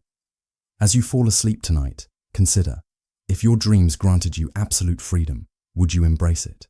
Or would you, like the Inquisitor suggests, ultimately prefer the comfort of constraint? The Euthyphro Dilemma. Have you ever found yourself in a dream where moral rules seem completely inverted? What once seemed good now feels evil, and vice versa. This confusion points to a fundamental question posed in Plato's Euthyphro. Is something good because God commands it, or does God command it because it's good? This ancient dilemma forces us to question the foundation of morality. If the former is true, morality seems arbitrary. If the latter, then moral goodness exists independently of divine authority. In dreams, we often experience moral inversions. Actions that would horrify our waking selves somehow feel justified within the dream's logic. This suggests our moral frameworks might be more flexible than we realize. Consider those dreams where you commit acts you'd never condone while awake. Is your dreaming mind exploring the Euthyphro Dilemma, testing whether morality is intrinsic or constructed? Sleep researchers observe that moral reasoning changes during REM sleep, with increased activity in emotional centers and decreased activity in rational judgment areas. Perhaps dreams are our mind's way of experimenting with different moral foundations, helping us understand the arbitrariness of certain ethical systems. Next time your dream self faces a moral choice, ask, am I following rules because they're commanded, or because they're intrinsically right? The veil of ignorance. What if tonight, as you dream, you have no idea what person you'll become when you wake? This uncertainty mirrors Rawls' thought experiment, the veil of ignorance, a hypothetical state where you design society without knowing your future position in it. Rawls argued that such ignorance would lead to fair social arrangements, as no one would risk creating an unjust system they might suffer under. Dreams often place us in unfamiliar bodies, situations, and social positions. We experience life as strangers, animals, or even inanimate objects. This radical perspective shifting resembles passing through Rawls' veil. Consider those dreams where you inhabit a completely different identity. Is your mind conducting its own experiment in fairness, testing how you'd structure the world if you didn't know your place in it? Sleep researchers have found that dream content often reflects our anxieties about social status and belonging. Perhaps these dreams help us develop empathy by experiencing life from multiple perspectives. Dreams might be our natural veil of ignorance, allowing us to temporarily forget our social position and glimpse the world through others' eyes. Next time you find yourself in an unfamiliar dream identity, ask, how would I structure reality if I didn't know which role I'd play when I awake? The paradox of knowledge. Have you ever awakened from a dream with absolute certainty about something, only to have that certainty dissolve as you fully regain consciousness? This experience points to a fundamental contradiction. The more we know, the more we realize how little we know. This is the paradox of knowledge that Socrates identified when he claimed, I know that I know nothing. True wisdom begins with acknowledging our ignorance. In dreams, we often experience both omniscience and complete confusion simultaneously. We somehow know details about dream locations we've never visited, yet can't remember basic facts about our waking lives. Consider those moments of dream clarity where complex problems suddenly make sense. Is this genuine insight, or the illusion of knowledge that dissolves upon waking? Sleep researchers have found that REM sleep helps integrate new information with existing knowledge. Perhaps dreams reflect this process, the mind sorting through what it knows and doesn't know. Dreams might be our consciousness exploring the boundaries of knowledge, revealing how understanding and ignorance are not opposites, but complementary aspects of knowing. As you drift towards sleep tonight, consider, what do you know with certainty, and what merely appears to be knowledge? The illusion of free will. Have you ever had a dream where you thought you were making choices, only to realize upon waking that every decision was predetermined by your unconscious mind? This dream experience mirrors our waking life's most disturbing possibility, that free will is an illusion. Philosophers have long debated whether our sense of agency is real or merely an after-the-fact rationalization of decisions already made by unconscious processes. In dreams, we feel as if we're choosing our actions, yet the entire scenario is generated by our sleeping brain. This suggests our sense of choice might be separable from actual causal power. Consider those dreams where you desperately try to run but can't move your legs. Is this your mind experiencing the gap between the intention to act and the ability to cause that action? Sleep researchers have found that during REM sleep, the brain paralyzes the body while simultaneously generating motor commands. This creates a state where we intend to move but cannot, perhaps the purest experience of the illusion of free will. Dreams might be showing us what determinists argue, that our sense of choice is real, but our causal power is constrained by factors beyond our control. Next time you're making a decision in a dream, ask yourself, am I really choosing or merely experiencing the sensation of choice? Negative utilitarianism. What if the purpose of sleep isn't to make us feel good, but to minimize suffering? This question reflects the philosophy of negative utilitarianism, which argues that reducing pain matters more than increasing pleasure. Unlike traditional utilitarianism, which seeks to maximize happiness, negative utilitarianism focuses on eliminating suffering as the primary moral imperative. During sleep, our brains process emotional experiences, particularly negative ones. Dreams often incorporate threatening scenarios, allowing us to simulate and prepare for potential dangers without real-world consequences. Consider those anxiety dreams that replay variations of your fears. Is your sleeping mind running simulations to help you avoid future suffering rather than to make you happy? Sleep researchers have found that REM sleep helps process traumatic experiences.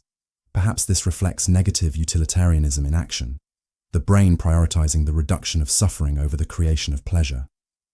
Dreams might be our mind's way of implementing negative utilitarian principles, seeking not to maximize joy, but to minimize future pain through preparation and processing. As you fall asleep tonight, consider, is your unconscious mind more concerned with preparing you for potential suffering than with creating pleasant experiences? The problem of infinite regress. Have you ever had a dream within a dream, waking up only to realize you're still dreaming? This nested reality mirrors one of philosophy's most perplexing challenges, the problem of infinite regress. Infinite regress occurs when each explanation requires another explanation, creating an endless chain with no final answer. It's like asking, why, to every answer, never reaching a satisfactory endpoint. In dreams, we sometimes experience multiple layers of reality, each seeming to be the true waking world until we awaken again. This suggests our mind naturally grapples with the concept of grounding reality. Consider those disorienting moments when you're unsure whether you're awake or dreaming. Is your mind exploring the fundamental question of how we know anything for certain? Sleep researchers have noted that lucid dreamers can become trapped in false awakenings, thinking they've woken up when they're still dreaming. Perhaps this reflects our mind's struggle with the problem of infinite regress. Dreams might be revealing a fundamental truth, that consciousness itself may have no firm foundation, but exists in a state of ongoing regression and uncertainty. Next time you find yourself questioning whether you're truly awake, ask, what grounds my certainty? And could that ground itself require another ground? Panopticism. Have you ever felt watched in a dream, an unseen presence monitoring your every move? This sensation mirrors Foucault's concept of the panopticon, a prison where inmates never know when they're being observed. The genius of the panopticon lies in its efficiency. The mere possibility of surveillance ensures compliance. No actual watching is necessary when the watched internalize the watcher. In dreams, this invisible observer often manifests as an unsettling presence. You never see it, yet somehow know it's there, monitoring, judging, controlling. Consider those dreams where you feel compelled to behave in certain ways despite no visible authority. Is this your mind exploring how social control works through internalized surveillance?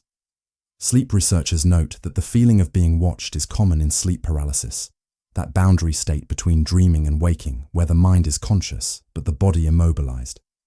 Perhaps dreams reveal how deeply we've internalized society's gaze. Even in sleep, where no actual observer exists, we feel watched and regulated. Next time you sense that unseen presence in your dreams, ask yourself, who is the watcher within my mind? And how does their gaze shape what I allow myself to do, even in dreams?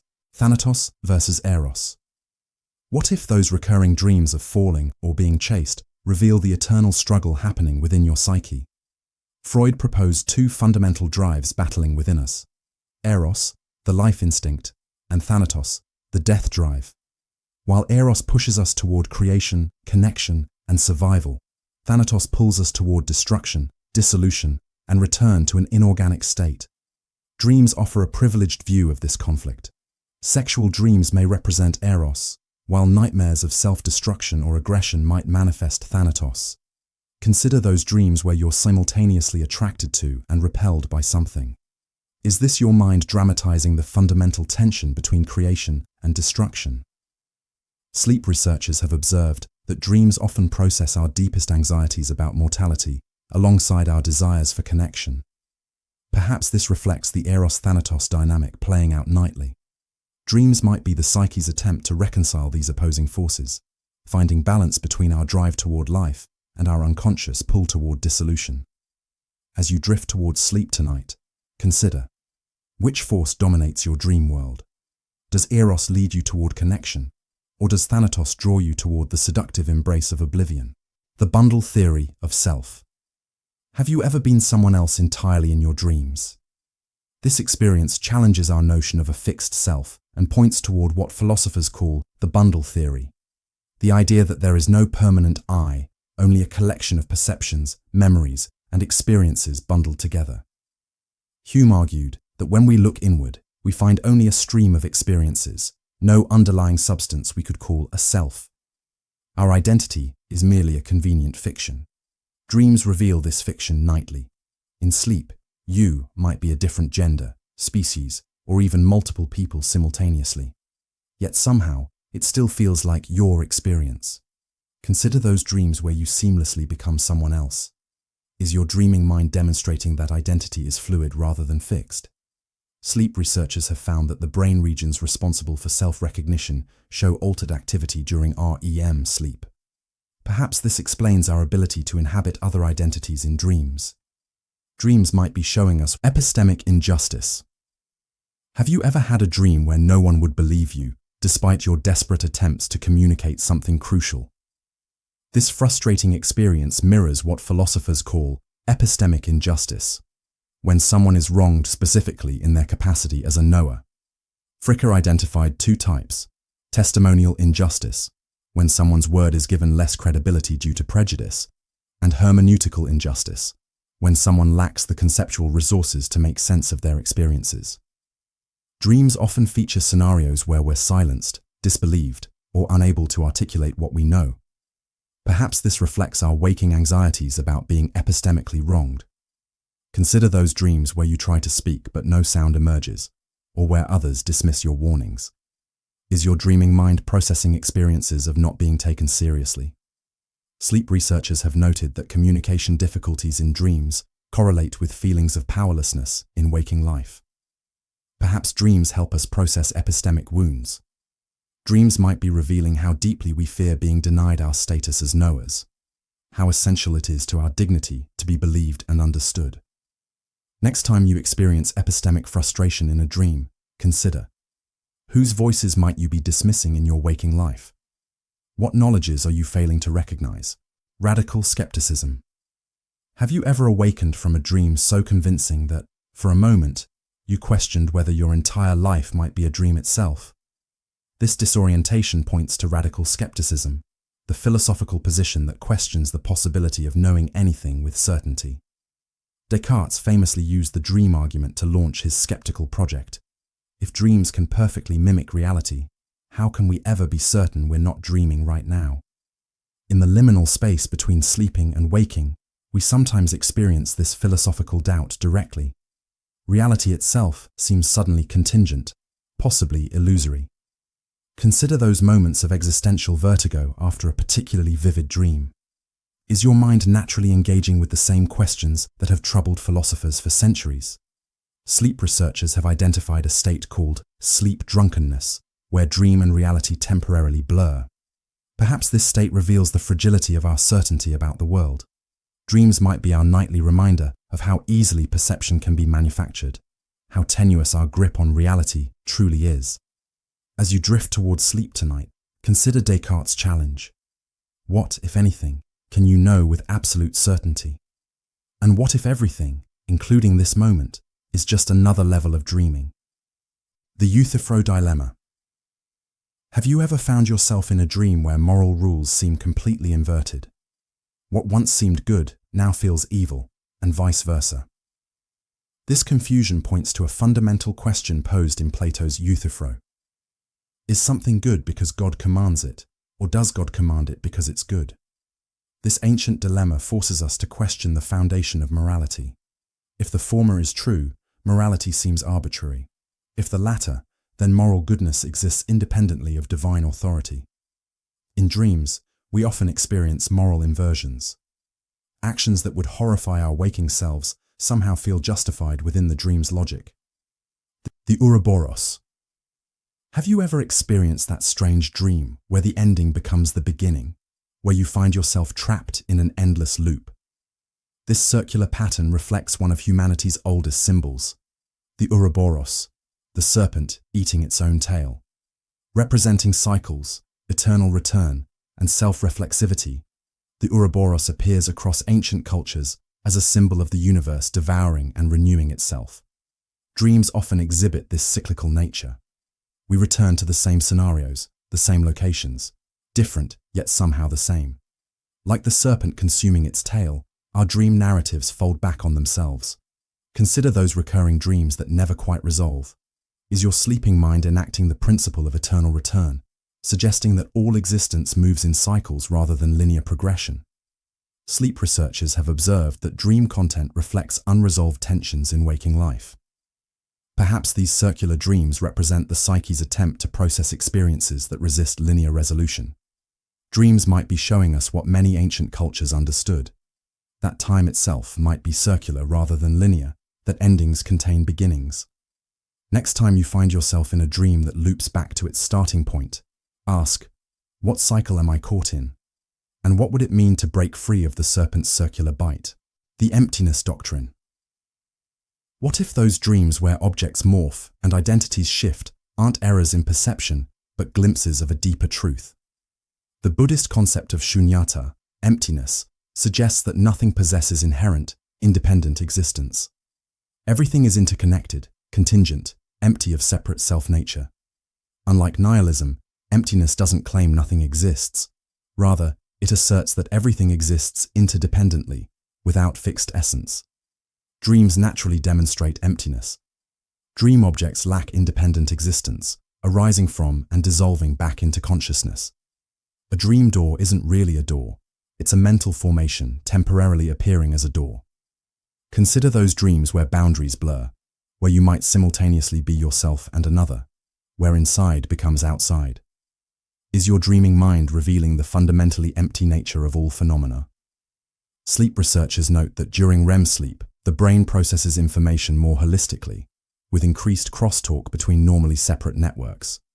Perhaps this neural interconnectedness mirrors the metaphysical interconnectedness that emptiness describes. Dreams might be our nightly schooling in emptiness, teaching us that fixed, inherent existence is the true illusion. As you fall asleep tonight, consider, if all dream objects are empty of inherent existence, might the same be true of the waking world's seemingly solid forms? The silence of existence. Have you ever experienced that profound quiet at the edge of sleep? A silence beyond mere absence of sound. This primordial stillness points to what philosophers call the silence of existence, the fundamental muteness of being itself. While language explains, describes, and categorizes, existence itself says nothing. It simply is. This silent presence underlies all our noisy interpretations. In the threshold state between waking and dreaming, we sometimes touch this wordless reality directly. Consciousness continues without commentary, experiencing without naming. Consider those rare dreams without narrative or speech, where you simply exist in silent awareness. Is your dreaming mind touching the pre-linguistic ground of being? Sleep researchers have identified periods of quiet wakefulness that facilitate memory consolidation. Perhaps these silent states connect us to layers of experience beyond language. Dreams might occasionally offer what meditation traditions seek, direct contact with silent existence, unmediated by conceptual thought. Next time you encounter that profound silence at sleep's edge, don't rush past it. Ask instead, what might I discover in this wordless space where existence speaks in its native tongue of silence? The paradox of tragedy. Why do we sometimes find ourselves moved to tears by nightmares? This strange attraction to disturbing dreams points to the paradox of tragedy, our peculiar ability to derive pleasure from witnessing suffering that would horrify us in waking life. Philosophers from Aristotle to Hume have wondered why humans willingly consume tragic narratives. How can something painful also provide pleasure? Dreams create the perfect laboratory for this paradox. We experience genuine emotions during nightmares, fear, grief, horror, yet often feel a strange catharsis upon waking. Consider those disturbing dreams you somehow don't want to forget. Is your mind exploring the boundary between pleasure and pain, finding value in emotional extremes? Sleep researchers have found that processing negative emotions during REM sleep may help regulate mood. Perhaps nightmares serve a similar function to tragedy in art, allowing us to experience difficult emotions from a safe distance. Dreams might be showing us what Aristotle called catharsis, the purification of emotions through their virtual experience. Next time a nightmare leaves you strangely moved, ask yourself, what emotional truth has this painful experience revealed? And why might your mind create suffering for you to witness? The bad infinite. Have you ever been trapped in a dream that seems to loop forever, never reaching its conclusion? This endless repetition without progress might be what Hegel called the bad infinite. Unlike true infinity, which is complete and whole, the bad infinite is merely endless repetition, a straight line that extends forever without development or return to itself. In our dreams, we encounter this concept when we experience those frustrating scenarios, running but never reaching our destination, searching but never finding, or falling without ever landing. Sleep researchers suggest these repetitive dreams occur during stress periods. Perhaps your mind is stuck in its own version of the bad infinite, unable to synthesize contradictions into a higher understanding. Consider how different this feels from those rare, profound dreams, where everything connects in a perfect circle of meaning. Those moments might represent genuine infinity, wholeness rather than mere endlessness. The bad infinite appears in our waking life too, through mindless scrolling, consumption without satisfaction, and pursuits that never fulfill us. Next time you find yourself in a looping dream, ask, am I experiencing the bad infinite? Is my mind searching for a way to transform this endless repetition into true infinity? Hell as eternal punishment. Have you ever had a nightmare so terrifying that time itself seemed to stretch endlessly? This distortion points to a profound philosophical question. What would eternal punishment truly mean? Theologians have long debated whether hell represents literal endless suffering or metaphorical separation from divinity. The concept raises troubling questions about justice, proportion, and the nature of time itself. Dreams sometimes give us a taste of subjective eternity, moments that feel endless despite lasting only seconds by clock time. Perhaps these experiences hint at what eternal punishment might feel like. Consider those nightmares where you're trapped in a situation with no escape, where time stretches unbearably. Is your dreaming mind exploring the concept of eternity, not as infinite duration, but as existence outside time entirely? Sleep researchers have found that during nightmares, the brain's time perception mechanisms can malfunction, making seconds feel like hours. Perhaps this reveals how punishment could feel eternal, even if not literally endless. Dreams might be showing us that eternity is less about quantity of time and more about quality of experience, a single moment that contains its own infinity. Next time you experience that stretching of time in a nightmare, consider, what might this reveal about eternity? And could eternal punishment be less about duration and more about a relationship to time itself? Inverted spectrum. Have you ever wondered if the colors you see in dreams are the same colors others see? This question points to the inverted spectrum thought experiment. What if your experience of red is identical to my experience of green, yet we both call it red? Since qualia, subjective experiences like color sensations, are private, we have no way to compare them directly. Language masks these potential differences by standardizing how we refer to experiences. Dreams intensify this puzzle. Not only can we not access others' dream colors, but we can't even verify if our dream red matches our waking red. Consider those vivid color experiences in dreams. Is your dreaming mind experiencing colors identical to waking colors, or might it be creating entirely novel color qualia? Sleep researchers have found that visual cortex activation during dreaming differs from waking visual processing. Perhaps this creates subtle but real differences in color experience. Dreams might be highlighting what philosophers call the explanatory gap, the impossibility of reducing subjective experiences to objective descriptions. Next time you notice colors in your dreams, ask yourself, is this really the same blue I see when awake?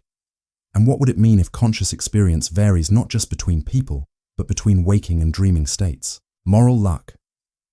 Have you ever dreamed of making a terrible mistake that, upon waking, you realized was beyond your control? This uncomfortable scenario points to the phenomenon philosophers call moral luck, when factors outside our control influence moral judgment. Nagel identified several types of moral luck, including resultant luck, how things turn out, circumstantial luck, the situations we face, and constitutive luck, who we are. Dreams frequently place us in morally ambiguous situations where outcomes seem predetermined, yet we feel responsible. Perhaps this reflects our unease with how chance shapes moral standing. Consider those dreams where you make a choice that leads to disaster, despite having no way to foresee the consequences. Is your dreaming mind wrestling with the arbitrary nature of moral judgment? Sleep researchers have found that moral reasoning works differently during dreams, with decreased activity in areas associated with consequence assessment. Perhaps dreams help process our anxiety about moral luck. Dreams might be revealing a fundamental tension in our moral thinking.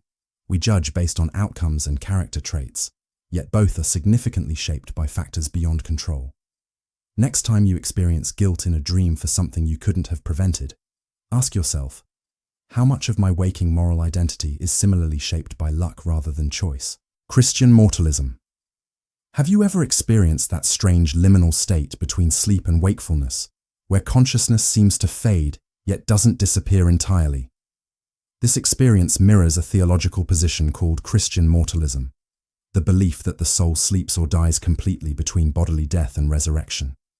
Contrary to the more common view that souls remain consciously active after death, mortalism suggests a period of unconsciousness or non-existence before resurrection. The daily experience of falling asleep provides a natural analogy for this theological concept. Consciousness dims, time perception ceases, yet something of the self persists to reawaken. Consider those moments at sleep's threshold where you feel yourself dissolving, yet maintain a thread of awareness. Is this similar to what soul sleep might be? Neither full consciousness nor complete non-existence. Sleep researchers have identified transitional brain states that feature neither waking consciousness nor complete unconsciousness. Perhaps these states offer a neurological parallel to theological discussions about intermediate states. Dreams might be giving us regular practice in discontinuous existence, teaching us how identity can persist despite gaps in conscious awareness. Next time you hover at the edge of sleep, consider, if your consciousness can be interrupted nightly without destroying your identity, what might this suggest about the possibility of a gap between death and resurrection? Acrasia. Have you ever found yourself in a dream, making a decision you know is wrong, yet feeling powerless to choose differently? This curious phenomenon mirrors what ancient Greeks called acrasia, acting against your better judgment, a weakness of will. Philosophers from Plato to Davidson have wrestled with this paradox. How can we knowingly choose what we believe is worse? It seems to contradict the basic assumption that humans act rationally. Dreams provide a perfect laboratory for experiencing acrasia. We often watch ourselves make choices we simultaneously recognize as foolish or dangerous, yet feel compelled to continue. Consider those dreams where you enter the dark basement, despite knowing something terrible awaits. Is your dreaming mind exploring the limits of rational agency, revealing how knowledge doesn't always translate to action? Sleep researchers note that during REM sleep, the brain's rational control centers show decreased activity, while emotional centers remain highly active. Perhaps this neurological state mimics the condition that enables acrasia in waking life. Dreams might be showing us that our notion of unified agency is fictional, that different parts of ourselves can know one thing while doing another. Next time you experience that strange disconnect between knowledge and action in a dream, ask yourself, am I really a unified decision maker? Or am I a coalition of competing drives? Mimetic desire. What if those recurring dreams about possessing something you never wanted before reflect a deeper truth about human desire? According to René Girard's theory of mimetic desire, we don't want things because they intrinsically appeal to us. We want them because others want them. Desire, in this view, is fundamentally imitative. We learn what to want by observing what others want, creating triangles of desire: subject, model, and object. Dreams often feature scenarios where we desperately crave things that hold no waking appeal. Perhaps these dreams reveal the mimetic nature of desire, how easily our wanting can be redirected. Consider those dreams where you compete fiercely for objects that seem worthless upon waking. Is your dreaming mind dramatizing how desire spreads contagiously, rather than arising from authentic need? Sleep researchers have observed that dream content often incorporates recently observed social information. Perhaps dreams process the mimetic influences we absorb daily. Dreams might be showing us what Girard claimed, that our desires are less our own than we think, more borrowed than authentic. Next time you find yourself desiring something unusual in a dream, ask yourself, whose desire am I imitating? And in waking life, how many of my wants are truly mine? The Flynn Effect. Have you ever noticed that problems that seem impossible to solve during waking hours sometimes resolve themselves effortlessly in dreams? This phenomenon might relate to what researchers call the Flynn Effect, the documented rise in IQ scores across generations.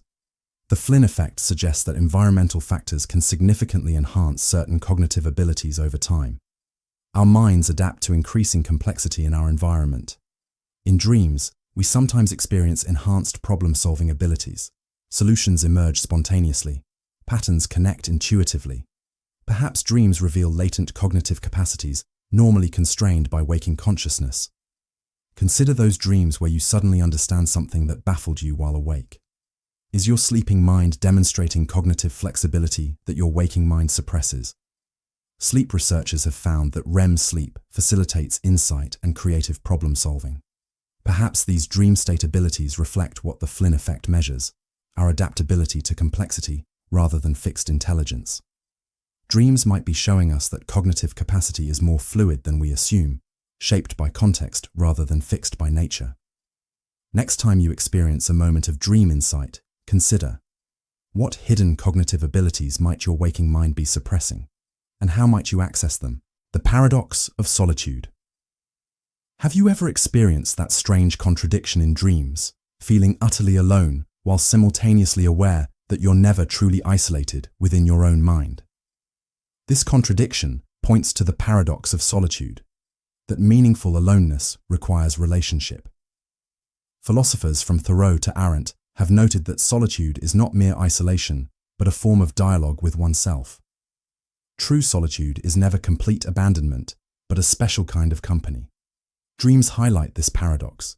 Even in the most isolating dream scenarios, we remain in conversation with ourselves, observer and observed simultaneously. Consider those dreams of being stranded or abandoned. Even as you experience profound isolation, aren't you also witnessing your own experience, creating an internal dialogue? Sleep researchers have noted that dream consciousness often splits into multiple perspectives. We are both protagonist and audience. Perhaps this division reveals the dialogical nature of all consciousness. Dreams might be showing us what contemplatives have claimed, that the deepest solitude contains its own form of communion. Next time you experience isolation in a dream, ask yourself, am I truly alone, or am I engaged in the most intimate conversation possible, the dialogue between different aspects of myself? Profound loneliness. Have you ever awakened from a dream where you experienced a loneliness so deep it seemed to transcend ordinary emotion? This existential ache points toward what philosophers call profound loneliness, not merely the absence of others, but a fundamental separation inherent to consciousness itself. Unlike ordinary loneliness, which can be remedied by company, profound loneliness stems from the unbridgeable gap between consciousnesses. No one can ever fully know another's experience. Dreams sometimes plunge us into this metaphysical isolation directly.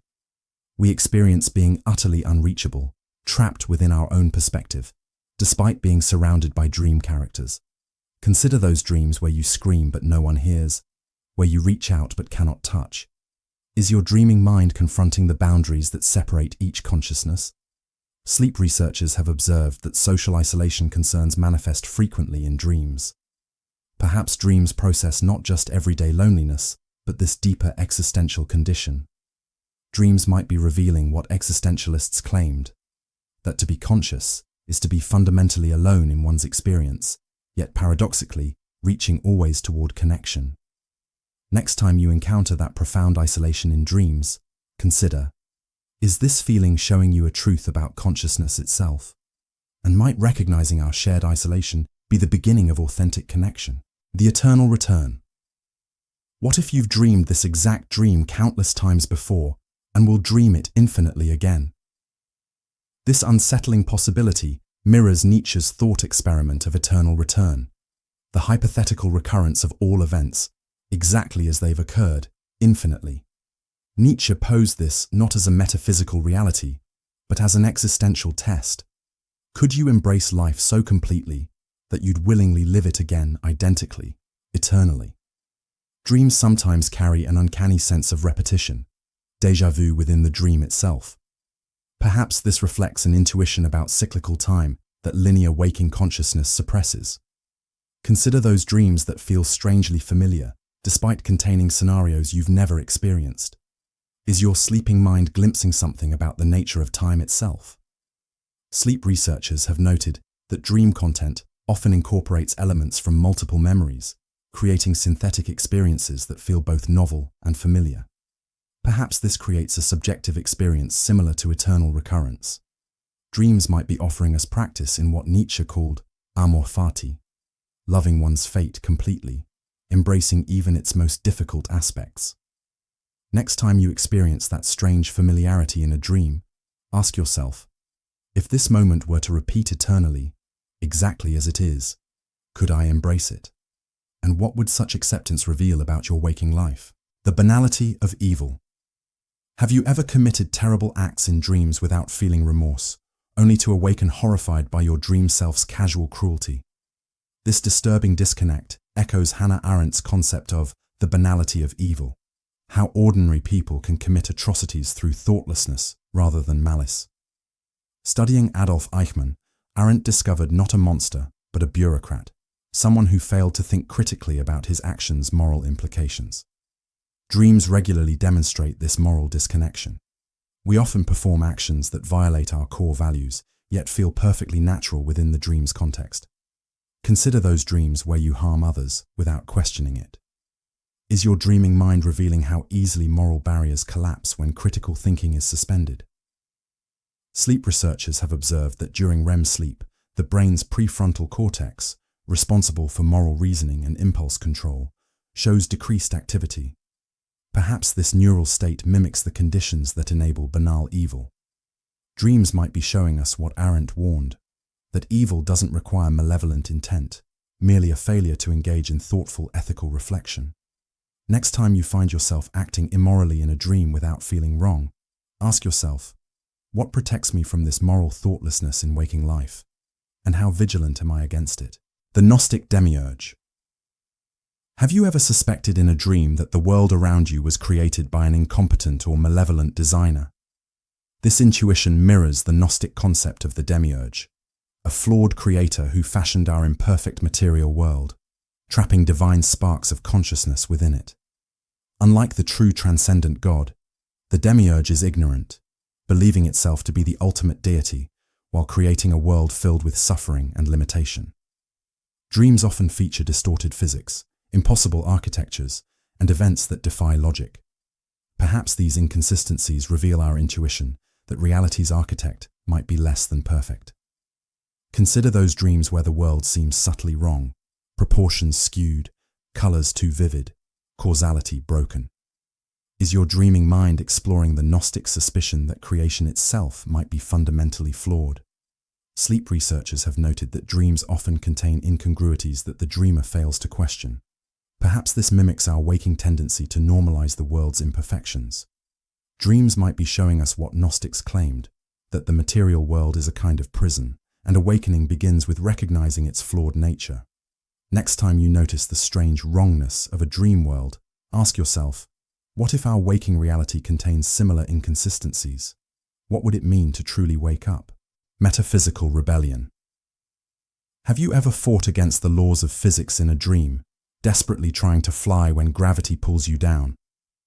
This struggle mirrors what Camus called metaphysical rebellion, the human spirit's defiance against the fundamental conditions of existence. Unlike political rebellion against specific injustices, metaphysical rebellion challenges existence itself, its mortality, suffering, and apparent meaninglessness.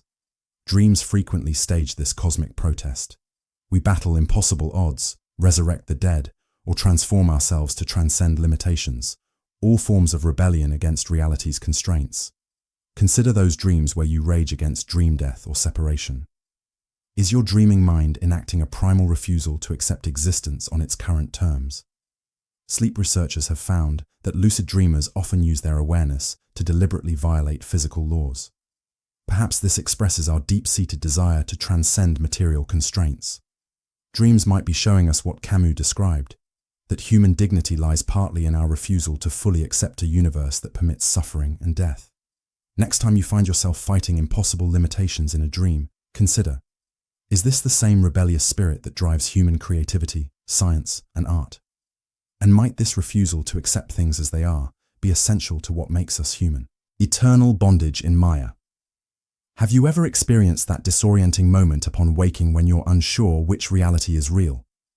Ancient Hindu philosophers would say you've glimpsed a fundamental truth. All perception is Maya, cosmic illusion.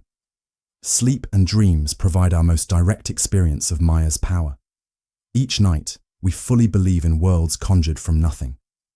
We feel genuine emotions for people who don't exist. We suffer and celebrate in landscapes that vanish with the dawn. The dreaming mind demonstrates our bondage. We cannot help but create and believe in these illusions. Even knowing we're dreaming rarely breaks the spell completely. Similarly, intellectual understanding of Maya doesn't liberate us from its grip in waking life. Perhaps the boundary between dreaming and waking consciousness is more permeable than we admit. Both states involve interpreting signals through the distorting lens of mind. What if awakening from sleep is merely shifting from one dream to another? True liberation might not be escaping illusion entirely, but developing awareness of our role in creating the realities we experience. The problem of personal identity. Have you ever been someone else entirely in a dream, yet somehow still felt like you? This shape-shifting points to the philosophical problem of personal identity. What makes you the same person across time and through radical change? Philosophers debate whether identity resides in bodily continuity, psychological connectedness, or something else entirely. Dreams complicate this further by showing how tenuous our sense of self truly is. In dreams, we routinely occupy different bodies, possess different histories, yet maintain a sense of I-ness. Perhaps dreams reveal that identity is more fluid than our waking assumptions suggest. Consider those dreams where you simultaneously are and aren't yourself. Is your dreaming mind demonstrating that personal identity might be a convenient fiction rather than a metaphysical fact? Sleep researchers have found that sense of self is maintained during dreams, despite radical transformations in self-representation. Perhaps this reveals something essential about consciousness itself. Dreams might be showing us what Buddhist philosophers have claimed, that the self is not a fixed entity, but a process, a continually reconstructed narrative without solid foundation. Next time you find yourself being someone else in a dream, yet still experiencing a sense of me-ness, ask, what exactly remains constant?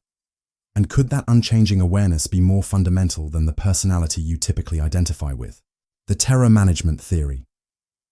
Have you ever had a dream where you faced your own mortality, only to find yourself frantically clinging to symbols of meaning and permanence? This reaction mirrors what psychologists call terror management theory. The idea that awareness of inevitable death creates potentially paralyzing anxiety, which we manage through cultural worldviews that offer symbolic immortality.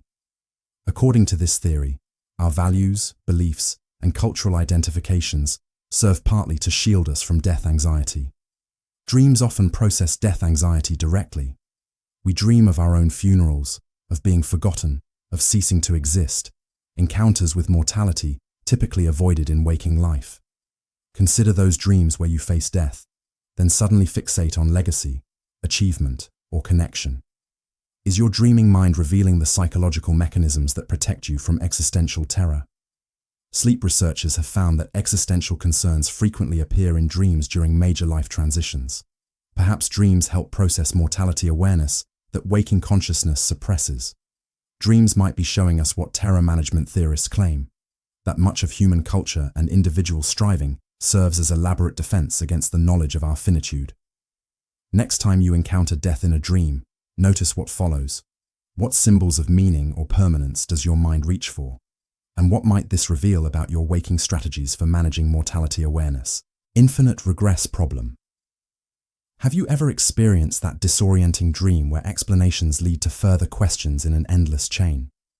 This mental vertigo points to the infinite regress problem, when each answer requires another explanation, creating an infinite series with no foundation. Philosophers encounter this problem in various domains. In epistemology, how do we justify beliefs? Cosmology, what caused the first cause? And ontology, what grounds existence itself? Dreams sometimes manifest this problem directly through nested realities or circular logic. We explain something in the dream, only to find the explanation itself needs explaining, and so on forever. Consider those dreams where you search for origins or foundations, only to discover each answer raises new questions. Is your dreaming mind grappling with the limits of explanation itself? Sleep researchers have noted that dreams can create recursive loops, dreams within dreams within dreams. Perhaps this structure reflects the mind's encounter with problems that resist final resolution. Dreams might be showing us what many philosophers have concluded, that linear explanation eventually fails, and some questions lead not to final answers, but to recognition of the limits of reason itself. Next time you experience that vertiginous feeling of endless questions in a dream, consider, must all explanations reach a final foundation? Or might reality itself be composed of explanatory circles with no absolute beginning? The master-slave dialectic. What if the battle for recognition in your dreams reveals the true nature of human consciousness? The struggle between master and slave may be playing out in your mind every night. Hegel's master-slave dialectic explores how consciousness develops through conflict and recognition. The master achieves self-consciousness by dominating the slave, yet paradoxically becomes dependent on the slave's recognition. In our dreams, we often experience both roles. Sometimes we're powerful, other times helpless. This duality mirrors the dialectic Hegel described, a constant tension between domination and submission. When you dream of being pursued, are you experiencing the slave consciousness? When you dream of flying or superhuman abilities, are you embodying the master consciousness? The deepest paradox emerges when we realize that true self-consciousness requires mutual recognition. Perhaps this is why recurring dreams often feature unresolved conflicts, your mind wrestling with the need for recognition. Dreams might be our unconscious mind's attempt to synthesize these opposing forces within us. In sleep, the boundaries between master and slave dissolve, pointing toward a higher form of consciousness. What role are you playing in your dreams tonight? And which consciousness will you awaken to? The shadow of being. Have you ever encountered a terrifying presence in dreams that seems to embody nothingness itself? This experience might connect to what philosophers call the shadow of being, the strange relationship between existence and non-existence, the way nothingness haunts being. Heidegger suggested that nothingness isn't merely absence, but an active force that reveals being itself. We understand what is partly through confrontation with what is not. Dreams often manifest this uncanny relationship directly.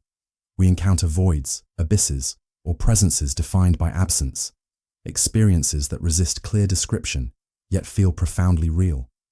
Consider those dreams where you face something that somehow embodies nothingness.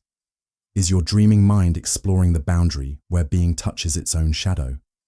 Sleep researchers have noted that sleep paralysis often includes a sense of a presence that cannot be seen, perhaps the mind's attempt to represent the unrepresentable. Dreams might be showing us what existentialists claimed, that nothingness isn't merely absence, but constitutive of being itself, that existence is always haunted by its own negation. Next time you encounter that terrifying void or unseen presence in dreams, consider, am I facing being's shadow? And what might this encounter reveal about existence itself? Repressive desublimation. Have you ever noticed that your most taboo desires surface freely in dreams, yet somehow this release leaves you more compliant upon waking? This paradox reflects what Herbert Marcuse called repressive desublimation. the process by which apparent liberation actually reinforces control. Unlike traditional repression that prohibits desire, repressive desublimation permits controlled expression that ultimately strengthens the dominant order. Dreams provide the perfect mechanism for this process. They offer a consequence-free playground for our forbidden impulses, violence, transgressive sexuality, rebellion, yet contain these impulses within sleep, leaving the waking social order untouched. Consider those dreams where you break every rule, yet wake feeling oddly purged rather than inspired to real rebellion. Is your dreaming mind functioning as a safety valve that ultimately reinforces conformity? Sleep researchers have found that dream content often features socially unacceptable behaviors. Perhaps this reflects the psyche's need to process forbidden desires in a way that doesn't threaten actual social norms. Dreams might be the ultimate form of repressive desublimation, offering illusory freedom that ultimately makes us more accepting of waking constraints. Next time you experience liberation in a dream, ask yourself, is this genuine freedom, or merely a pressure release that makes your waking submission more palatable? Phenomenological Reduction. What if those moments before sleep, when the world seems to dissolve into pure experience, are showing you reality more clearly rather than less? This stripping away mirrors Husserl's phenomenological reduction, the process of bracketing assumptions to reveal experience in its purest form. Unlike normal perception, which projects assumptions onto reality, phenomenological reduction suspends judgment to see phenomena as they actually appear to consciousness. The hypnagogic state, that threshold between wakefulness and sleep, naturally performs this reduction. External objects lose their everyday meanings, revealing themselves as pure sensory experiences. Consider those strange perceptions at sleep's edge, where familiar objects become unfamiliar patterns of sensation. Is your mind naturally performing what philosophers struggle to achieve through methodical reflection? Sleep researchers have identified this liminal state as featuring decreased conceptual processing. Perhaps this allows a more direct apprehension of phenomena without the usual cognitive overlays. Dreams might be showing us what phenomenologists sought: consciousness encountering phenomena without the distortions of habitual interpretation. Next time you hover at sleep's threshold, pay attention to how your experience transforms. What remains when your mind suspends its usual categories and judgments? You might glimpse what Husserl called the things themselves, the sublime. Have you ever awakened breathless from a dream of endless falling or infinite spaces? That mixture of terror and exhilaration points to what philosophers call the sublime, an experience so overwhelming it transcends ordinary beauty and pleasure. Unlike mere beauty, which comforts, the sublime overwhelms our perceptual capacities. It reveals the limits of human comprehension while gesturing toward what lies beyond those limits. Dreams regularly generate sublime experiences. We encounter boundless spaces, incomprehensible entities, or situations that collapse normal understanding. These aren't merely nightmares, but encounters with the ungraspable. Consider those dreams where you face something impossibly vast or powerful. Is your mind creating laboratory conditions for experiencing the sublime, testing the boundaries of what consciousness can process? Sleep researchers have found that certain dream states activate both fear responses and reward centers simultaneously. Perhaps this neural contradiction underlies the sublime's peculiar mixture of pleasure and pain.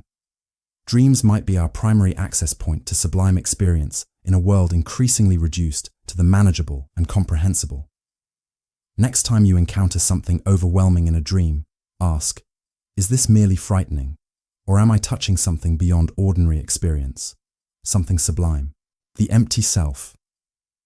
Have you ever had a dream where you seem to exist without any personality traits at all, just pure awareness observing events?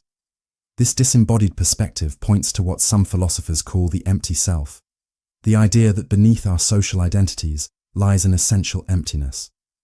Unlike the substantial self of Western tradition, the empty self suggests our core identity is a void, a contentless awareness upon which characteristics are temporarily inscribed. Dreams often reveal this emptiness directly. In sleep, we can shed personal history, bodily identification, even name and gender, yet something remains to witness the dream. What is this witnessing presence if not the empty self? Consider those dreams where you observe events, but without any sense of being a particular person. Is your dreaming mind revealing what meditation traditions have long taught, that the self is fundamentally empty? Sleep researchers have found that brain regions responsible for self-representation show decreased activity during certain dream states. Perhaps this neural quieting allows the empty self to emerge from beneath social identity. Dreams might be our nightly reminder that the I we take so seriously in waking life is merely a construction laid over fundamental emptiness. Next time you experience selfless awareness in a dream, ask, is this a diminished state, or am I glimpsing what remains when social identity falls away? Bundle theory of self. Have you ever been someone else entirely in your dreams? This experience challenges our notion of a fixed self and points toward what philosophers call the bundle theory. The idea that there is no permanent I, only a collection of perceptions, memories, and experiences bundled together. Hume argued that when we look inward, we find only a stream of experiences, no underlying substance we could call a self. Our identity is merely a convenient fiction. Dreams reveal this fiction nightly. In sleep, you might be a different gender, species, or even multiple people simultaneously. Yet somehow, it still feels like your experience. Consider those dreams where you seamlessly become someone else. Is your dreaming mind demonstrating that identity is fluid rather than fixed? Sleep researchers have found that the brain regions responsible for self-recognition show altered activity during REM sleep. Perhaps this explains our ability to inhabit other identities in dreams. Dreams might be showing us what Buddhist philosophers have claimed for centuries, that the self is an illusion, a bundle of experiences with no center. Next time you become someone else in a dream, ask, what remains consistent across these transformations? And what does that reveal about the nature of your waking identity? The Undead God. Have you ever encountered a presence in your dreams that seemed both alive and dead simultaneously? This paradoxical entity mirrors a concept that haunts theological thinking. The Undead God, a deity that has died, yet continues to function within cultural and psychological systems. After Nietzsche proclaimed, God is dead, philosophers noted that this dead God continues to structure society and consciousness. The corpse still rules from its tomb. Dreams often feature entities with this undead quality, figures of authority or judgment that lack vitality yet exert immense power. Perhaps these represent our relationship to collapsed belief systems that still govern us. Consider those dreams where you feel judged by something you don't consciously believe in. Is your dreaming mind revealing how supposedly abandoned values continue to haunt your psyche? Sleep researchers have found that religious symbols appear in dreams regardless of conscious belief. Perhaps this demonstrates the persistence of religious structures beyond conscious faith. Dreams might be showing us what remains when beliefs collapse, the undead structures that continue to organize experience even after their animating spirit has fled. Next time you encounter a divine or moral authority in your dreams, ask, is this a living belief or an undead God still exerting power despite its death in your conscious mind? The Gnostic Demiurge. What if those dreams where reality seems subtly wrong, laws of physics slightly off, familiar faces somehow distorted, are glimpses of a profound truth? The ancient Gnostics proposed that our world was created not by a perfect God, but by a flawed demiurge, a lesser deity who created an imperfect cosmos. Unlike mainstream religions, Gnosticism suggests we live in an inherently corrupted reality that only approximates true divine perfection. Dreams often feature these almost right worlds, places recognizable yet fundamentally askew. Perhaps these dreams reflect an intuition that consensus reality itself is somehow incorrect. Consider those dreams where everything seems normal until you notice crucial details are wrong. Is your dreaming mind touching the Gnostic intuition that the cosmos itself is a flawed creation? Sleep researchers have found that dreams often feature impossible physics and geography. Perhaps these inconsistencies reveal our unconscious awareness of reality's constructed nature. Dreams might be showing us what the Gnostics claimed, that beneath everyday perception lies a recognition of cosmic imperfection and a yearning for the truly divine beyond this flawed creation. Next time you notice something fundamentally wrong in a dream world, ask, is this merely a cognitive error, or am I glimpsing what the Gnostics saw, the imperfect nature of created reality itself? The illusion of knowledge. Have you ever awakened from a dream where you possessed complete understanding of everything, only to have that certainty evaporate with consciousness? This experience points to what philosophers call the illusion of knowledge, our tendency to believe we understand things far better than we actually do. Despite our confidence, our explanations often mask profound ignorance. We confuse familiarity with comprehension, vocabulary with understanding. Dreams frequently feature this illusory knowledge. We know how dream machines work, or why dream characters behave as they do. Yet this knowledge dissolves upon waking, revealing its emptiness. Consider those dreams where complex problems suddenly make perfect sense. Is your dreaming mind demonstrating how easily conviction can masquerade as genuine understanding? Sleep researchers have found that the prefrontal cortex, responsible for critical thinking, shows decreased activity during dreams. Perhaps this explains why dream knowledge feels profound despite lacking substance. Dreams might be revealing what Socrates recognized. True wisdom begins with acknowledging how little we actually know. Next time you feel certain about something in a dream, ask yourself, is this genuine understanding, or merely the sensation of knowing? The answer might reveal how much of your waking knowledge is similarly illusory. Determinism. Have you ever had a dream where you seemed to make choices, yet upon waking realized everything was predetermined by your unconscious mind? This dream experience points to the philosophical position of determinism, the view that all events, including human decisions, are ultimately caused by prior conditions. Unlike libertarian free will, determinism suggests that given identical circumstances, no alternative choice is possible. Every decision flows necessarily from what came before. Dreams offer a perfect model of deterministic systems. Despite feeling like active participants, dreamers actually have no control over dream narratives, which are generated by unconscious processes beyond their awareness. Consider those dreams where you face moral dilemmas and make seemingly free choices. Is your dreaming mind demonstrating that the sensation of choosing can exist even within a fully determined system? Sleep researchers have found that dream content is influenced by recent experiences, emotional states, and memory consolidation processes, all factors beyond conscious control. Dreams might be our nightly lesson in determinism, showing us how the feeling of agency can exist even when all outcomes are predetermined by forces we don't perceive.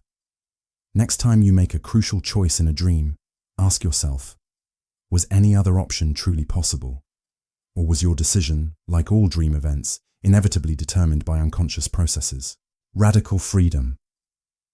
Have you ever experienced that terrifying moment in a dream where you suddenly realize you could do absolutely anything, with no constraints or consequences?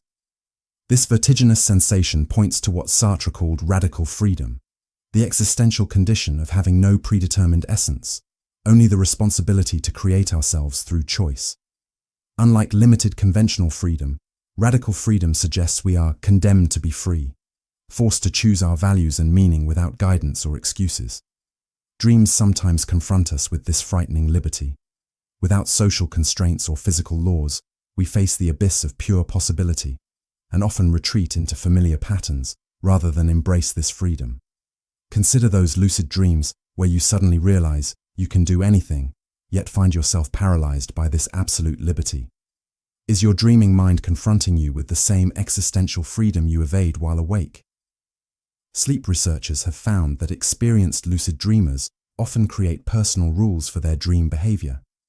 Perhaps this demonstrates our tendency to establish boundaries in the face of too much freedom.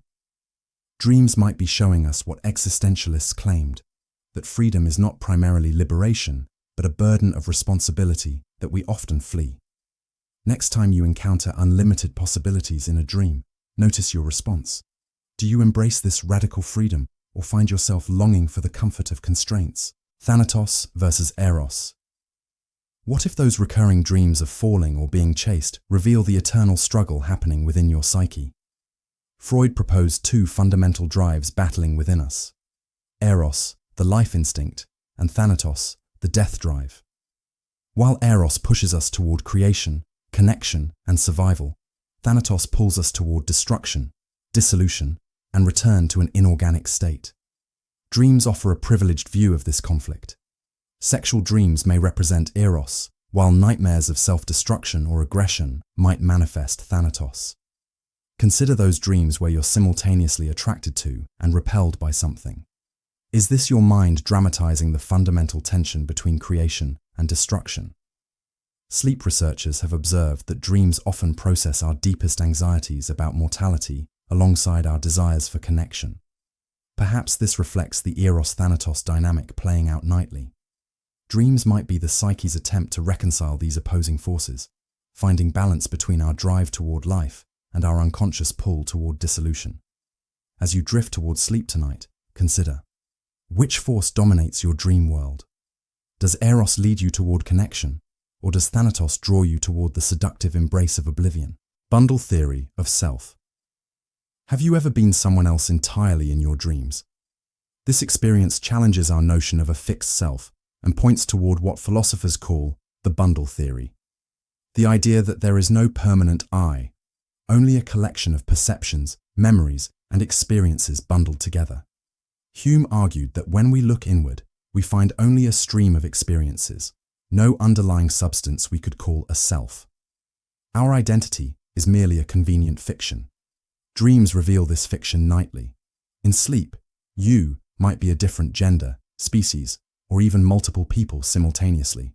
Yet somehow, it still feels like your experience. Consider those dreams where you seamlessly become someone else. Is your dreaming mind demonstrating that identity is fluid rather than fixed? Sleep researchers have found that the brain regions responsible for self-recognition show altered activity during REM sleep. Perhaps this explains our ability to inhabit other identities in dreams. Dreams might be showing us what Buddhist philosophers have claimed for centuries, that the self is an illusion, a bundle of experiences with no center. Next time you become someone else in a dream, ask, what remains consistent across these transformations? And what does that reveal about the nature of your waking identity? The problem of other minds. Have you ever encountered a dream character who seemed to possess knowledge you didn't have, or who surprised you with their autonomy? This uncanny experience touches philosophy's persistent problem of other minds. How can we know if consciousnesses beyond our own truly exist? During sleep, we create entities that seem to have independent viewpoints and agency. Dreams demonstrate consciousness's ability to simulate otherness so convincingly that even the dreamer is fooled, encountering dream figures as if they were separate minds. The dreaming state reveals both the problem and its solution. While dreams confirm that appearances of otherness can be generated within a single consciousness, they also demonstrate that consciousness naturally manifests as plurality, creating the experience of encounter even when objectively alone. Perhaps this explains why solipsism remains unconvincing despite its logical consistency. Dreams suggest that consciousness itself is inherently dialogical. Even when completely isolated, it spontaneously generates the experience of other perspectives. What if consciousness is fundamentally shared rather than isolated? Dreams might be showing us that awareness naturally manifests as encounter, that even when objectively alone, consciousness creates the experience of communion because relationship is intrinsic to its structure. The silence of God. Have you ever called out in a nightmare, desperately seeking help, only to encounter absolute silence? This terrifying experience mirrors what theologians call the silence of God. Those moments when divinity seems absent precisely when most needed. Unlike atheism, which denies God's existence entirely, the silence of God suggests a more troubling possibility. God exists, but withholds response, remains hidden, refuses intervention. Dreams often feature this silence dramatically. We plead for rescue from dream terrors, yet no help arrives. Perhaps these dreams process our deepest anxieties about divine abandonment. Consider those nightmares where you call out but no one answers. Is your dreaming mind exploring the theological problem of divine hiddenness?